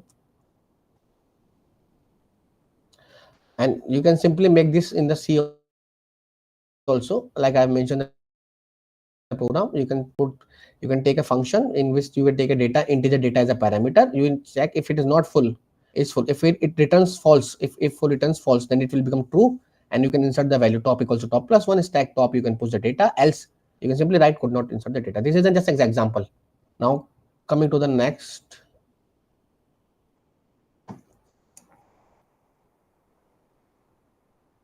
Now coming to the next coming to the last algorithm, right? That is pop. Coming to the last operation, that is pop. So pop basically what it will do, it will remove the element, as we know that suppose it top and top is pointing the current element, the current element will be removed. See, in the deletion doesn't mean deletion doesn't mean, right? Deletion doesn't mean that you are simply deleting a value. It just simply means that you don't consider that value, and that value is not considered further in the array, right? So for example, you have taken a procedure name is pop, and you have taken a stack. First you will check if the stack is already empty, then you will exit the program from here itself. You return the value null, because you have not done the operation, but you have not performed the operation. You will exit the program from here itself. But if it is not the case, but if the stack is not empty, you come out of this if, you will not go inside the if. You will, what you will say that the top, the value at the top position the stack, you will store the value in the data, and you will decrement the top minus 1. You will decrement the top by minus 1. So suppose what I'm saying to you, suppose here value is 30 and top is pointing here.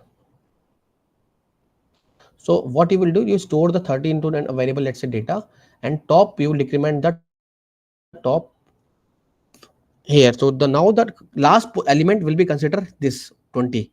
This will not be considered in the stack, it will automatically be adjusted, right? And this is how the push operation perform, begin procedure, end procedure, and this is also an example. You can see the example also,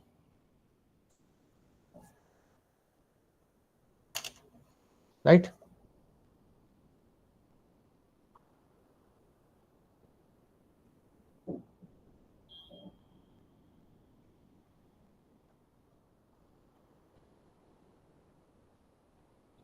Hopefully it is clear to everyone.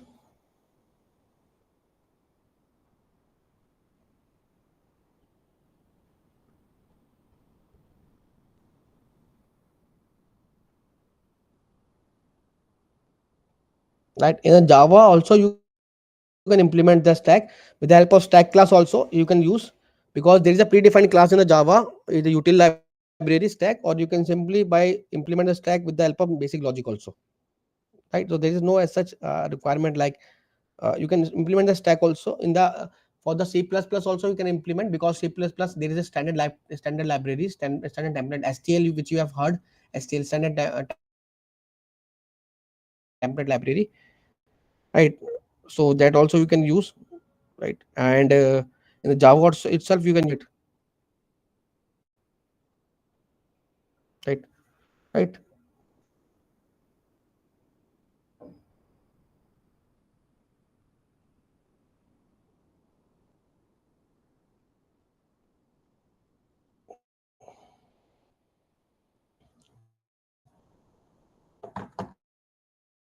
Let me tell you on one program also, let's say.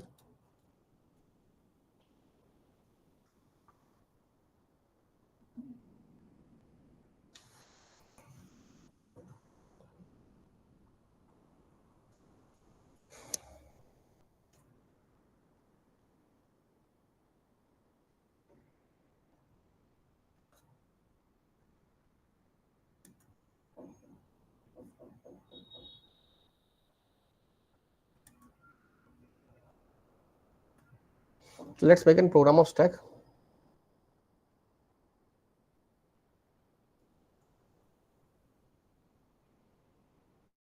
right?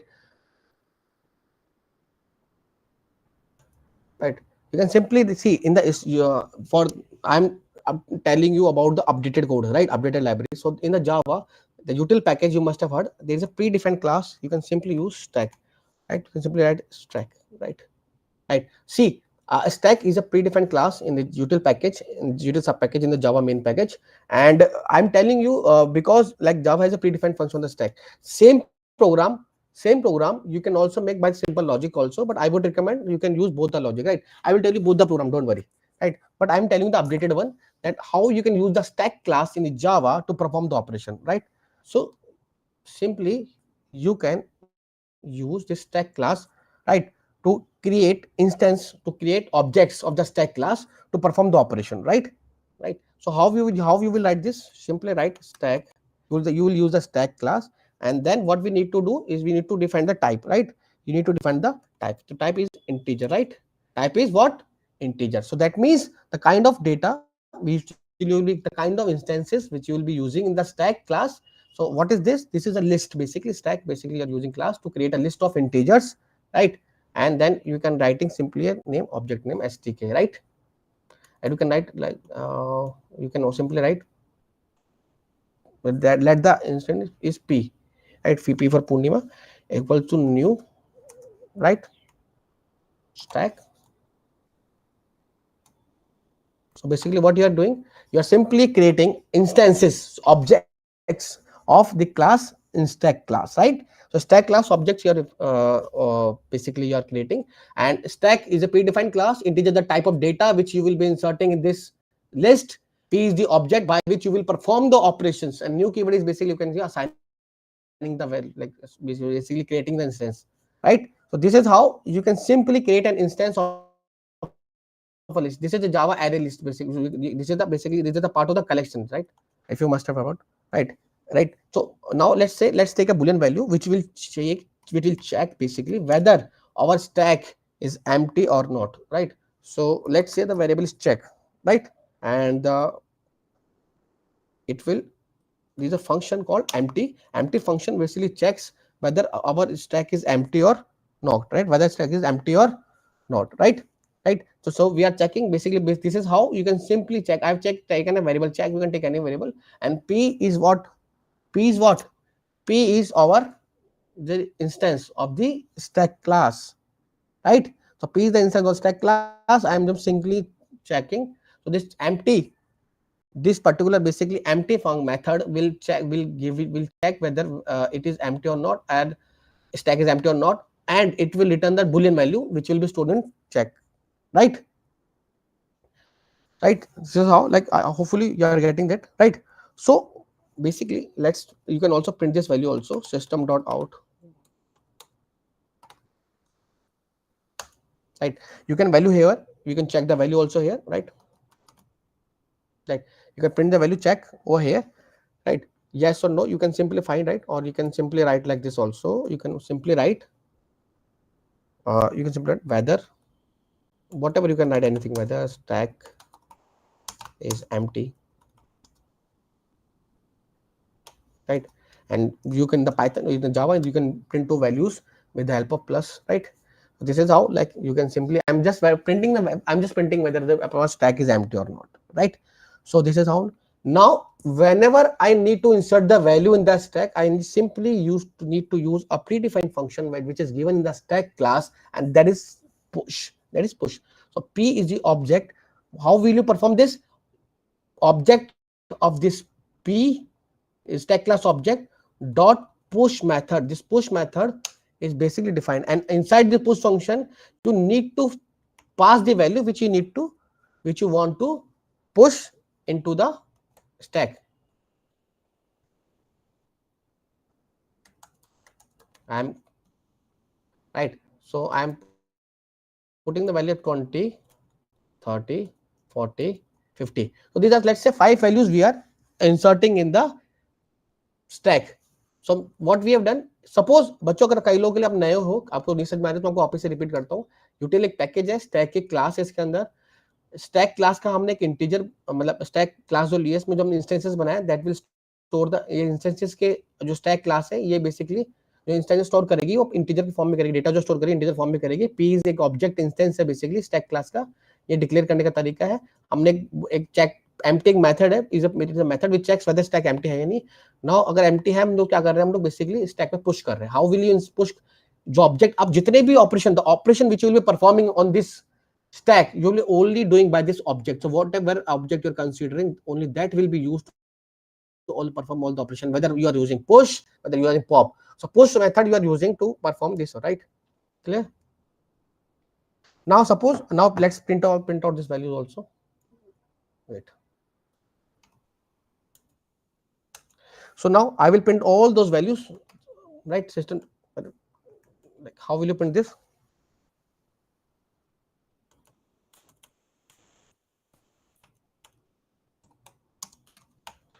I'm printing all those values in the stack, right? And the how will I insert? With the help of this object p, because I've taken the instance p, right? I have taken the value instance as p. So what I'm doing, I'm just printing the elements, whatever elements are there in the stack, whatever elements have you pushed, right? Now again if I like this, again if I do like this, again I'm checking, again I'm finding the value of check, right? Again I'm checking, right? Again, so we'll see what the result will be, right? Let's see.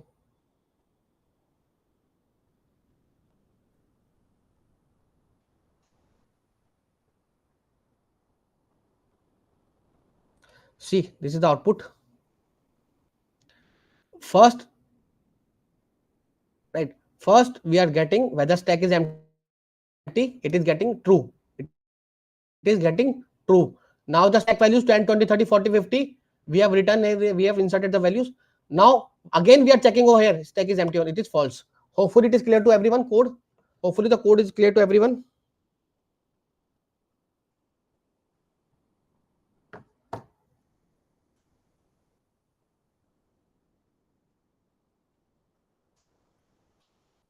Shashank Singh Shekhawat has said, sir, in pop operation, we can directly decrement the top by 1 without storing its value to the yes, yes, yes, Shashank. There's no need to like store the value. It was just and simple for the reference that if you wish, you can also store the value in the another variable also. Right. Knockdown has mentioned the C++. Yes, you have the STL for the C++, and for the Java, basically Java, you can use the collection. In the collection part, we have using the stack. Right. That is simply we have mentioned. Right. Okay. Hopefully this program is understood to everyone. If anyone is having any doubt about this code, about this program, you can simply ask me. I have made a very basic program using stack class to perform the basic operation of the stack.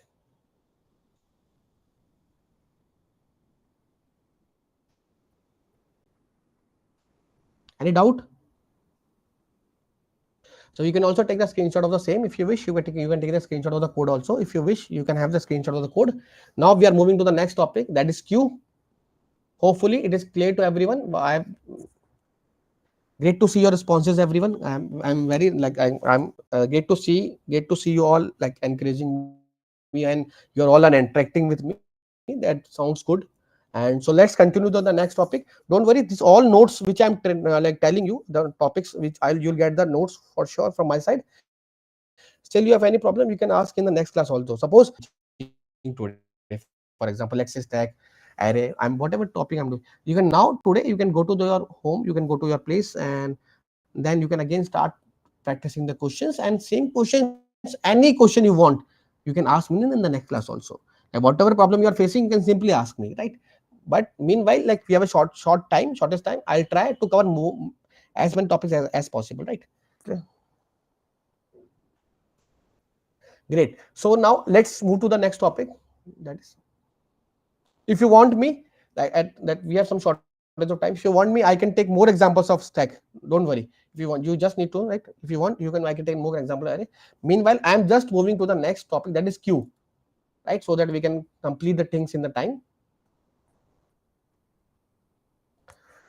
So now let's go to the next topic, that is queue.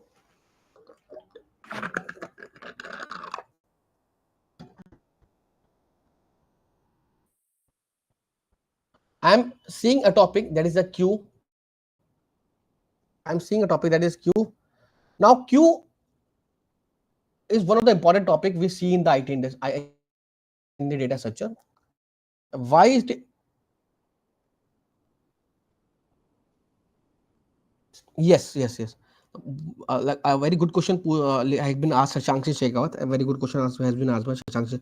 Shashank is saying, sir, is there any difference in the complexity by performing the stack operation through predefined function? No, Shashank, there might be a little like there might be a slight difference when you are performing the code while without a predefined function or with predefined function.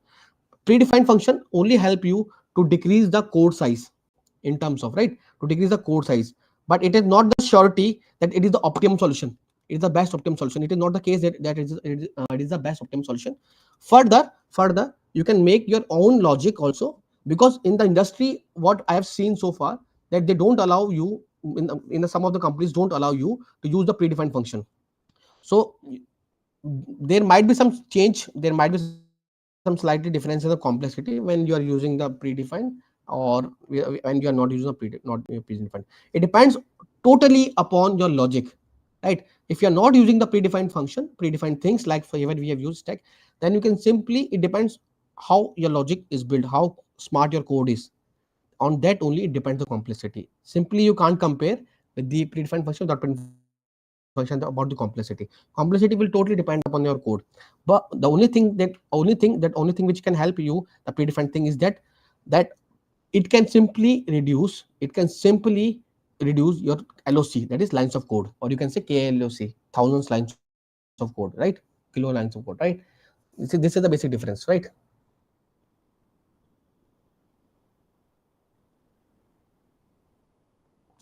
Like Shashank has put his queries. All of you can also put your queries, because see, I can help you like how the things are asked in the interviews, how you can, we will, how, what kind of question you can face the interviews also. Definitely I can help you in that also. But for that you need to ask your queries. Whatever are your queries, you can simply ask me. I don't have any issue in this, right? So now moving further, now let's go to the next topic, that is, just a second, next topic, that is Q, right?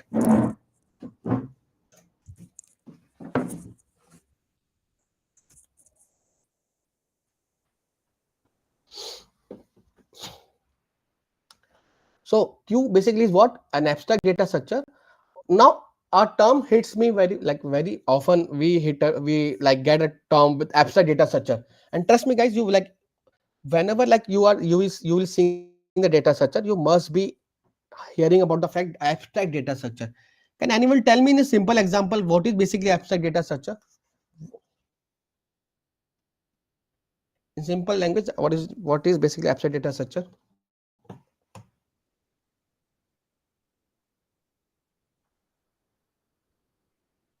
Anyone?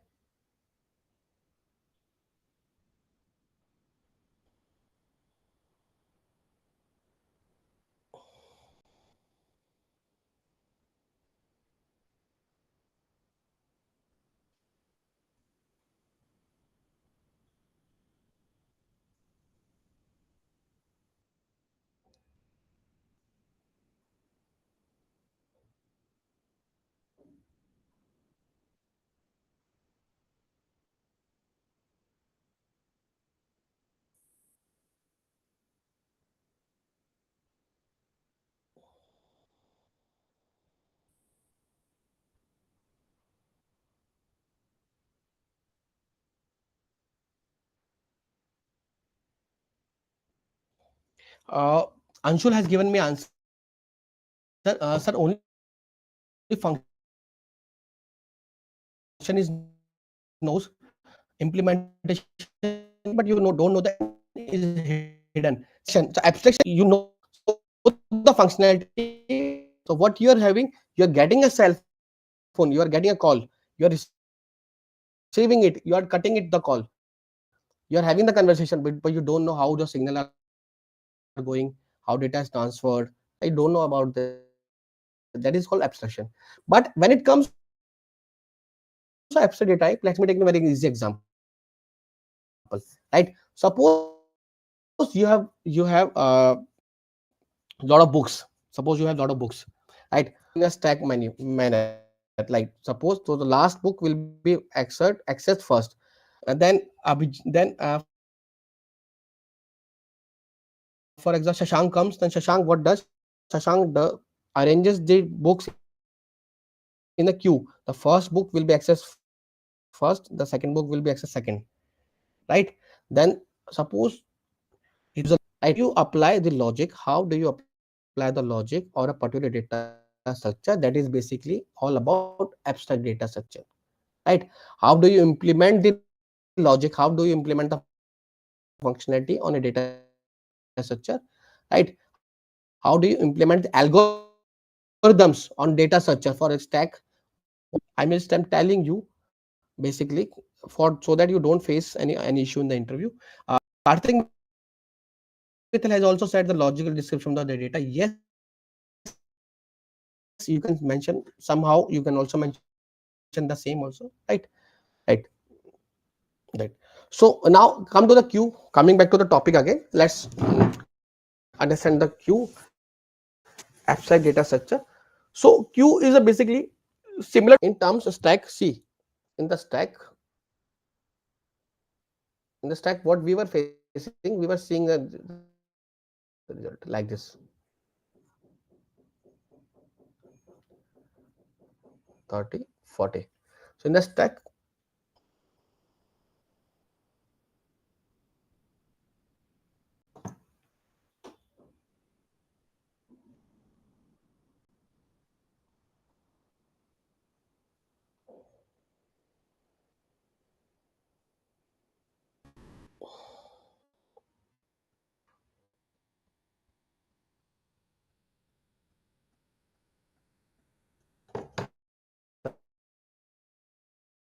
right? This is 10, 20, 30, 40. We have taken stack. This is stack. Right now, since it is operated at one end in the queue, same 10, 20, 30, 40. So it can be operated from this end and this end. And so that is a major difference. That both have the predefined capacity and both can be operated from both the ends. First difference is this, right? Right. And you also know it works on the FIFO. FIFO simply, like we are in a toll plaza, we are having with our vehicle, own vehicle. It is toll ticket, toll payment done first, then the other vehicles as well, right? So this is a basic example of queue. And most of the concept of the process, the application of the queue is used in the operating system. How? Let me tell you. You use the CPU. So whenever CPU has, suppose CPU has n number of processes, one by one, all the process will be executed in the queue until or unless some process is more not more is not more of more priority, is not of more priority basically, right? So all the processes are executed in by the CPU in the queue. So whenever you are designing an operating system, you must be using queue data structure, right? Right. Right. So this is a queue representation. From one end the data is inserted, the another end is data is extracted, data is goes out. So what is the purpose? इसका मतलब क्या हुआ exactly data जा रहा है? इसका मतलब आपके पास CPU for example एक प्रोसेस आया, एक्सेस हुआ, यूज हुआ, प्रोसेस कंप्लीट हुआ, खत्म हो गया.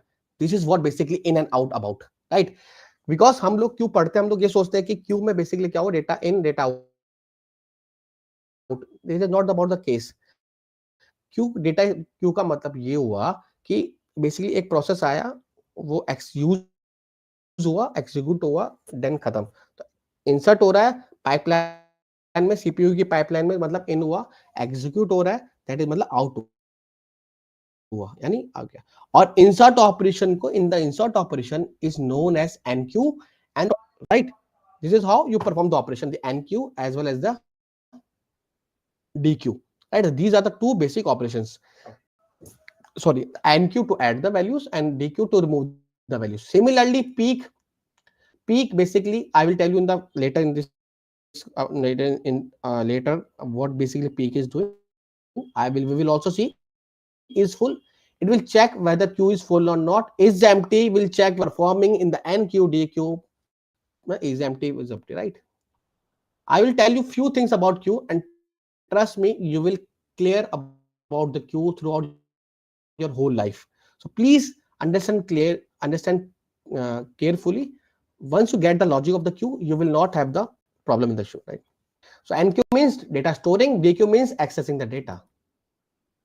So for right in the queue, we use two pointer also. You can say two position also. Generally, this position are referred to front and rear. Front and rear, right? Why do we use this front and rear? Let me tell you. Suppose this is a queue, right? And this queue from the rear position, the value is inserted by the help of front position. There on what we were seeing in the stack, we were only able to insert and delete the value by the one pointer itself. That was the top position, that top position which we have seen. In the queue, you can say you can use front position and the rear position, front position and the rear position. With the help of front position, you can remove, even DQ, you can perform the DQ operation, that is deleting the elements from the queue. And with the rear position, you can simply enter the elements in the queue, right? Now here also you will see the condition of overflow. Overflow means the queue is full, underflow the queue is empty, right? But how it will be performed, I will tell you, don't worry.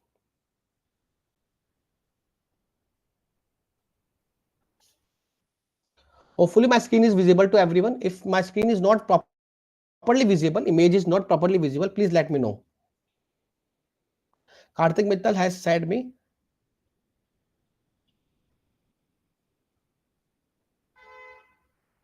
right? Karthik Mittal said me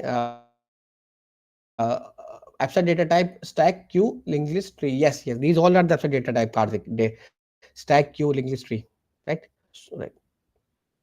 Garima has told me the pop operation. Yes, pop basically removing. So basically initially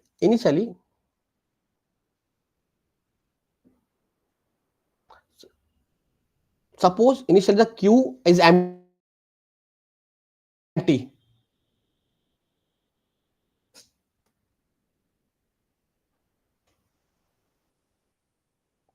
Bahadur Singh Rawat has said, sir, rear refer front position and front refer rear or last additions. Front and rear, these are the position. With the help of front position, you insert, you can simply delete the value. With the help of rear pointer, rear position, you can simply insert the value. Initially we are given with a queue. You are given a queue which is empty. So by default, the value of front and rear is -1. So whenever you have the front and rear position are set to -1, that means your queue is empty at the beginning and there is no value in the queue, right? Right, there is no value in the queue. Now see, suppose you have to insert the value 10. Suppose you have to insert the value 10, then what operation we will perform? NQ. Or from 10 is inserted over here. The front and rear both are incremented by +1 because see, front and rear will point to the same value, right? Now rear, now as I mentioned कि rear pointer से ही आप आगे value insert करोगे तो rear next position पे बढ़ जाएगा. rear आ गया यहाँ पे, now you insert 20, right? Now you insert 30, तो rear नेक्स्ट पोजीशन पे जाएगा, 30 पे पहुंच जाएगा. नाउ ये rear यहाँ पे पहुंच गया 40, है ना, 40 इंसर्ट कर गया. सपोज एक केस होता है यहाँ पे, suppose there would have been a case now in this, right? 10, 20, 30, 40, and now again I am inserting value 50, right? So rear यहाँ पहुंच गया, rear is right, rear is and front is already there. Why the front pointer is at the same location? Because Q किस पे काम करती है? Q works on the principle first in first out. तो and first in first out यानी the element which will be removed जाएगा. Front ने अभी तक भी पॉइंट कर रखा है जो फर्स्ट आया 10 को. So front will be used. तो front position से हम लोग elements को remove करेंगे. We will remove the element from the front and we will delete, sorry, we will insert the element with the help of rear. So first क्या होगा? rear हमेशा next position पे जाएगा, value insert, फिर rear next पे जाएगा, फिर value insert. This is how you are performing the operation NQ, which is with the help of rear pointer, right? And यहाँ पे here is for overflow. When overflow, when rear has reached to the maximum position, when rear has reached to the maximum position, and that situation is known as overflow. That situation is known as overflow, right? Clear? See now, see now this. Now let's perform the DQ operation. Now perform the DQ. So DQ operation is performed with the help of front pointer. So front is pointing to 10. 10 removed. As soon as the 10 is removed, front will move to the next point, right? As soon as the front is removed, it will move to the next point, right? Front has 20. See, first 10 was come, so 10 has come early first. Then after 10, 20 came. 20 is, we can remove 20. Thus operation which we are following is first in first out. So suppose a process A has come in the CPU, it will execute it first. Then process B will be executed, process C will be executed. This is how the will be removed. Now 30 will be removed. Then if 30 is removed, so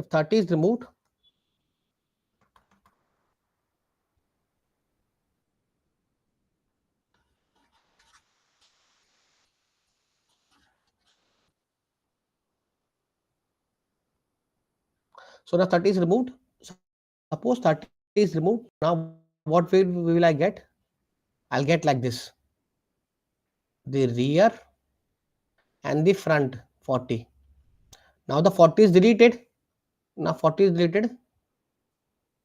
What I will have? Front will cross. Front will cross the rear. Suppose this is 0 position. 1, 2, 3, 4, 5. Right. Here comes the catch. Here comes the catch. Now tell me, what are the two conditions? The first condition is that the front and rear are -1. You can say front is -1. You can say the first position is that front or rear is basically -1. You can say is the empty condition. What will be the second condition? What can be the second condition which says that your stack is empty? What can be the second condition which says that stack is empty? Please tell me in the comment. One condition I've already mentioned, the front and rear equal to -1. What is this from this? After looking at this, what logic you can derive that about which says that Q is empty? At what condition you can say that Q can be empty? Please mention in the comments. एक तो मैंने बता दिया आप लोगों को कि front और रियर -1 होता है. सेकंड क्या कंडीशन होगी जहां पे you can say sir this is also the condition. If it is also true, in that case also उस केस में भी क्यू एम्प्टी होगी, या इस केस में भी क्यू एम्प्टी होगी, इस केस में भी. ये कौन सा केस है मुझे बताओ.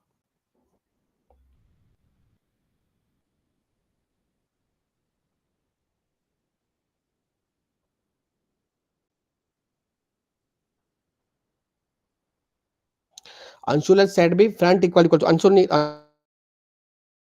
Anshul wrong. Anshul, this will not be condition for the empty. Any other? No, Arusha Agarwal, it is wrong. Front is equal to rear is not the condition for the empty. No. Juhi has also said front is equal to rear. No, this is not the condition to Q to be empty. Rohit Kabra has also said front is equal to rear. No. Front is equal to Tanvij and also mentioned. No. Equal to rear. This is not the also situation. This is not the condition. See, every time when you delete a value from the front pointer will go increase by 1, right? Suppose front was here. When you remove 30, front will come here. When you remove 40, front will go here, right? Now consider, now think. Greater than rear. Yes, very good. Is greater than rear. I've already told you that rear equal to -1. I'm asking about one more condition. Harshit Gupta has said, sir, front is equal to rear. No, Harshit. Front is equal to -1. Dharamveer, we already know that. That condition I'm already tell you. Front is equal to rear -1. Front is equal to front equal to it. Front equal to rear minus 1. Few students have said front is equal to rear minus 1.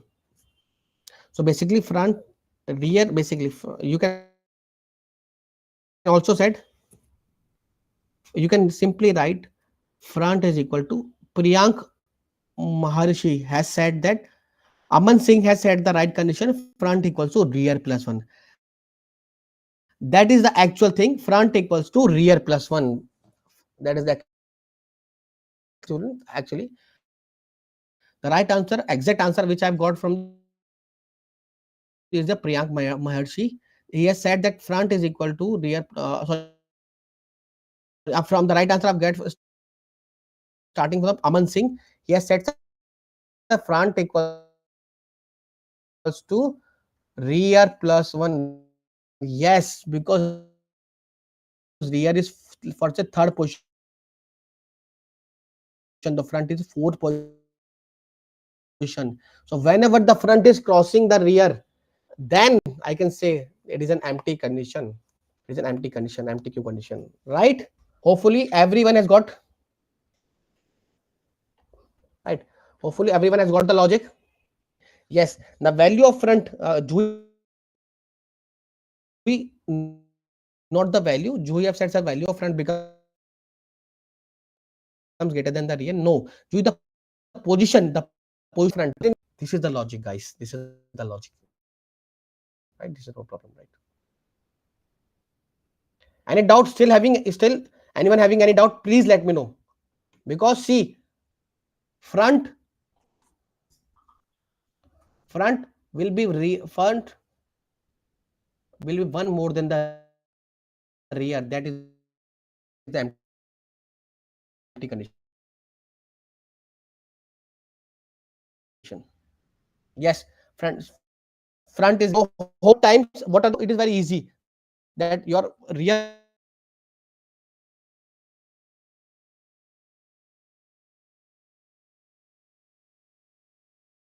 pointer is read. We need to know how to, like, the front equals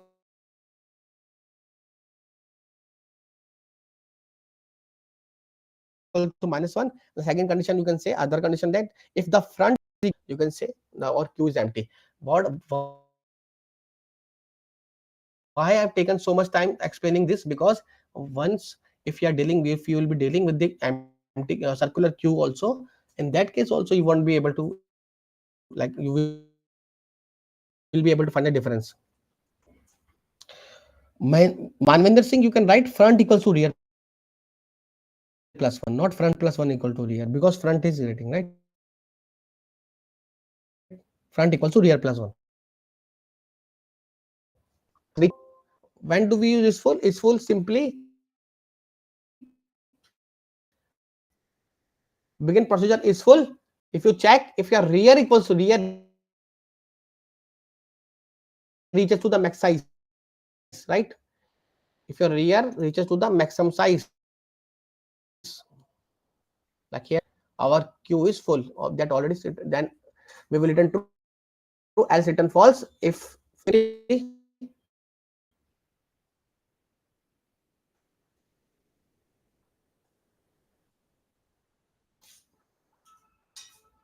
right.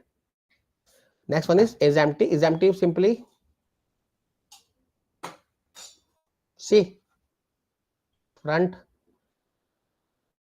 or rear. If they are equal to minus 1, sorry. Front or rear equals to minus 1. So the minimum is 0. Minimum just max portion is top. Minimum portion let's say 0. So front is less than minimum or front is greater than rear. Front is greater than rear. In that case, you can simply write your Q is empty. Otherwise, you can return false. Right? Both condition can be true. Or why we have used or. If it is the case, then you can return true, else return false. Right? If the value of front is less than minimum 0, you can say Q is not yet initialized. Right? NQ operation, let's go to the NQ operation also. Q maintain two data pointers, front and rear, we can say. See, we have seen the insert operation, right? Here. Q is empty. queue is empty. First we have increased the front and rear pointer, then rear pointer will increase one by one, rear will come here, then rear will come here, rear will come. This is how we will perform the AND queue operation. We have already seen same operation. I'm saying I've checked, begin a procedure, I will write MQ, and the data would be there, data which we need to be insert in the queue.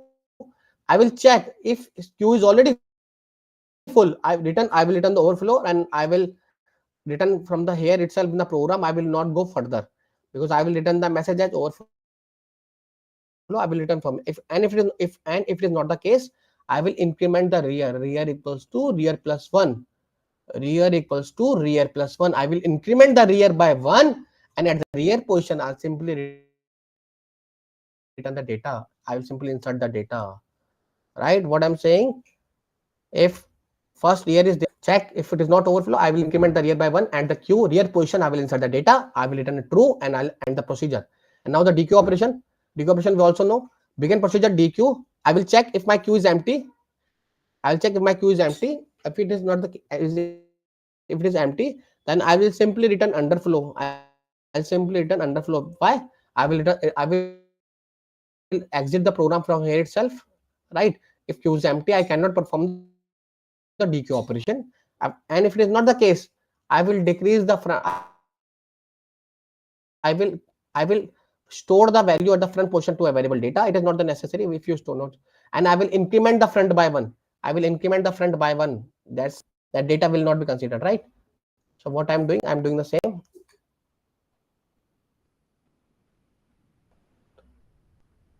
Front is here, I am deleting.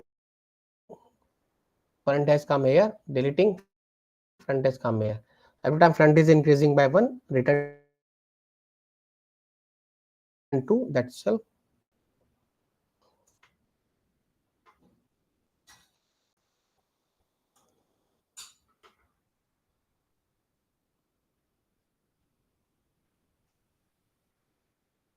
Right.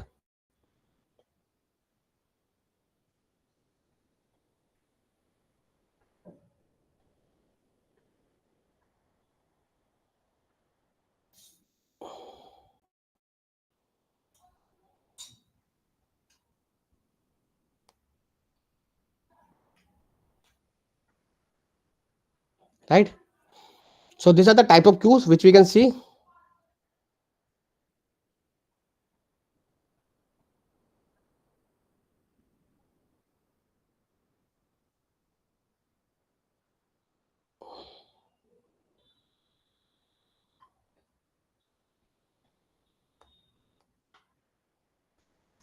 Right. Simple queue is what we have seen here. Circular queue, the end point of the queue, suppose this is a queue.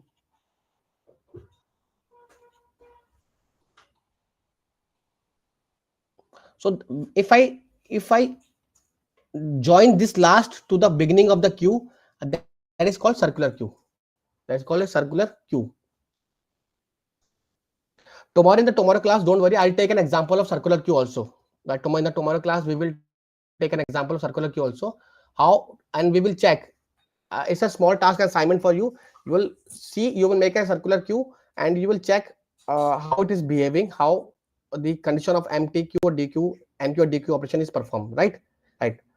And then the last one is the priority queue. Suppose there are n number of processes. 1, 1, 2, 3. These are all their priorities. The higher the number, higher the priorities. So first process, suppose there are processes with priorities. So this process has 3 priority. So it is executing first. Now another process comes with the higher priority. So it will insert in between in the CPU queue, or you can say CPU pipeline, and it will execute it first. Then the other low priority processes. This is called a priority queue. You can use in the operating system in the sometime, right?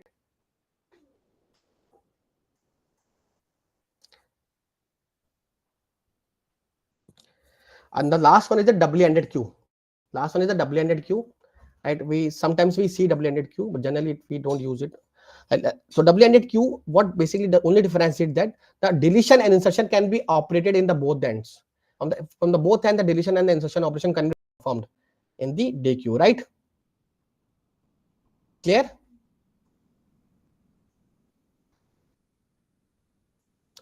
So deletion and insertion, both operation can be performed at the both the ends, and that is what about the DQ.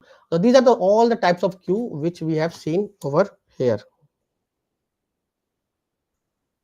right? Okay, so now as we are going to the closing of this session,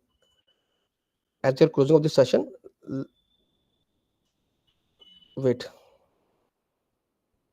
As we're going to the closing of this session, I will sharing all the notes. Hopefully, like I have understood, I was able to like make you explain each and every topic clearly. If you still have any doubt, no issue. You can ask me today also, and tomorrow also you can ask me your doubt. What I'll suggest you, go today, revise stack and queue and array, solve some problems based on that, and please, if you have any doubt, come up with those doubts just tomorrow, right? So that I can easily explain you each and everything, right? And you easily get the things which I'll be telling you, right?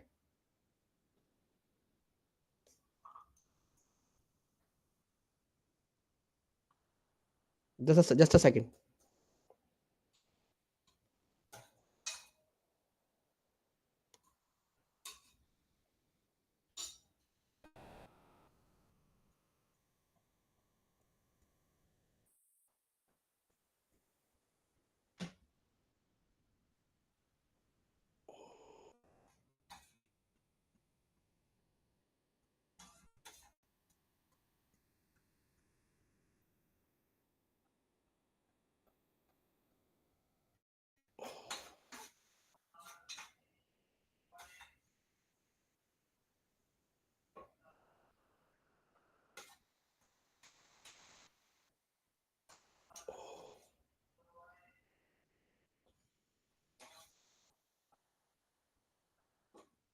I just seeing the in the beginning of the class, one of the student was there, John Nobita.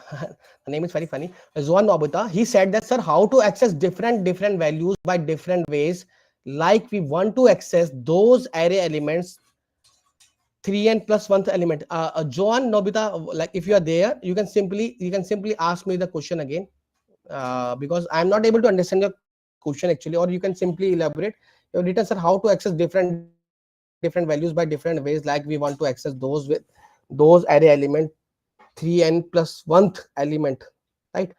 Basically, like agar, like if you have to see, the solution for this can be like this, if whatever I've understood from your question, and if you're there in the session, you can ask me again in a better way. Suppose to access any specific value in the array, you can use their indices means indexes. You can use their indexes, that is indices, right? So suppose if you have to access the element at the position that follow a pattern of 3n plus 1, so right, so suppose you have to follow the elements which are the position who follow the pattern 3n plus 1, right? So you can simply use a loop. You can simply use a loop, right? And you can iterate through the array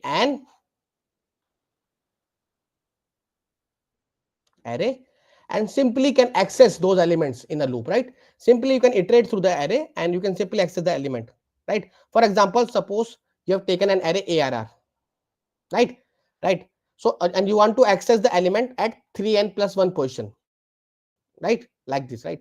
So what I will do, I will simply write for I equal to 0, I is less than ARR dot length, the size of the array,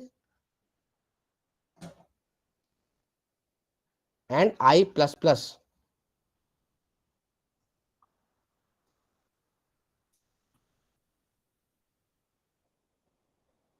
And I will check if, I can simply check if I plus 1 modulus 3 is equal to 1,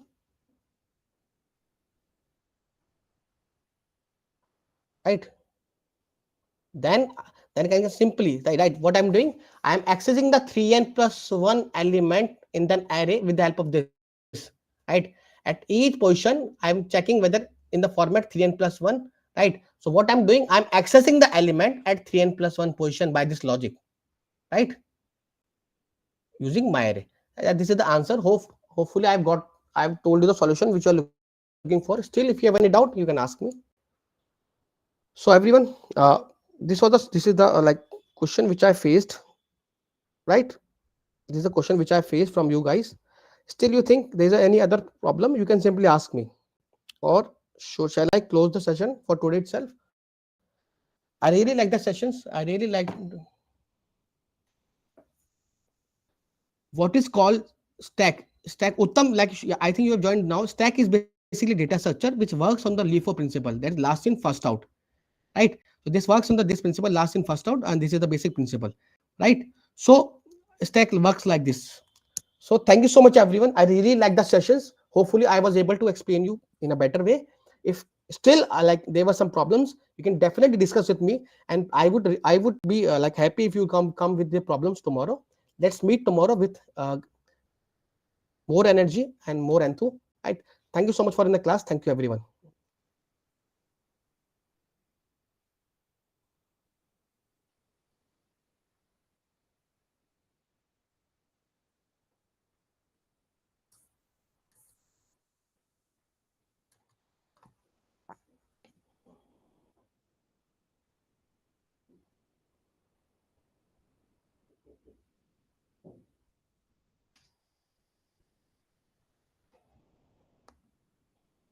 अरे यार पंखा पंखा AC वेसी चलाओ.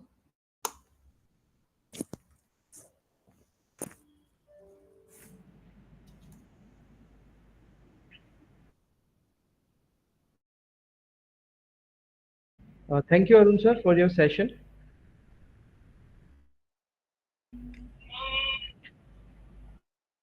Thank you so much, sir. Thank you so much. Can I leave the class, sir?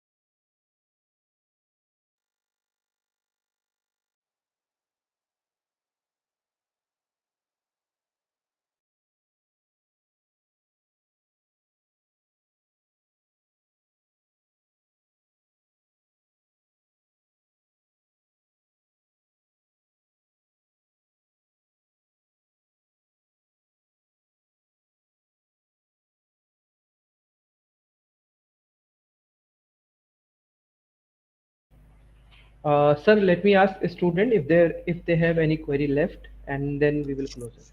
Sure, sir. Please. No issue.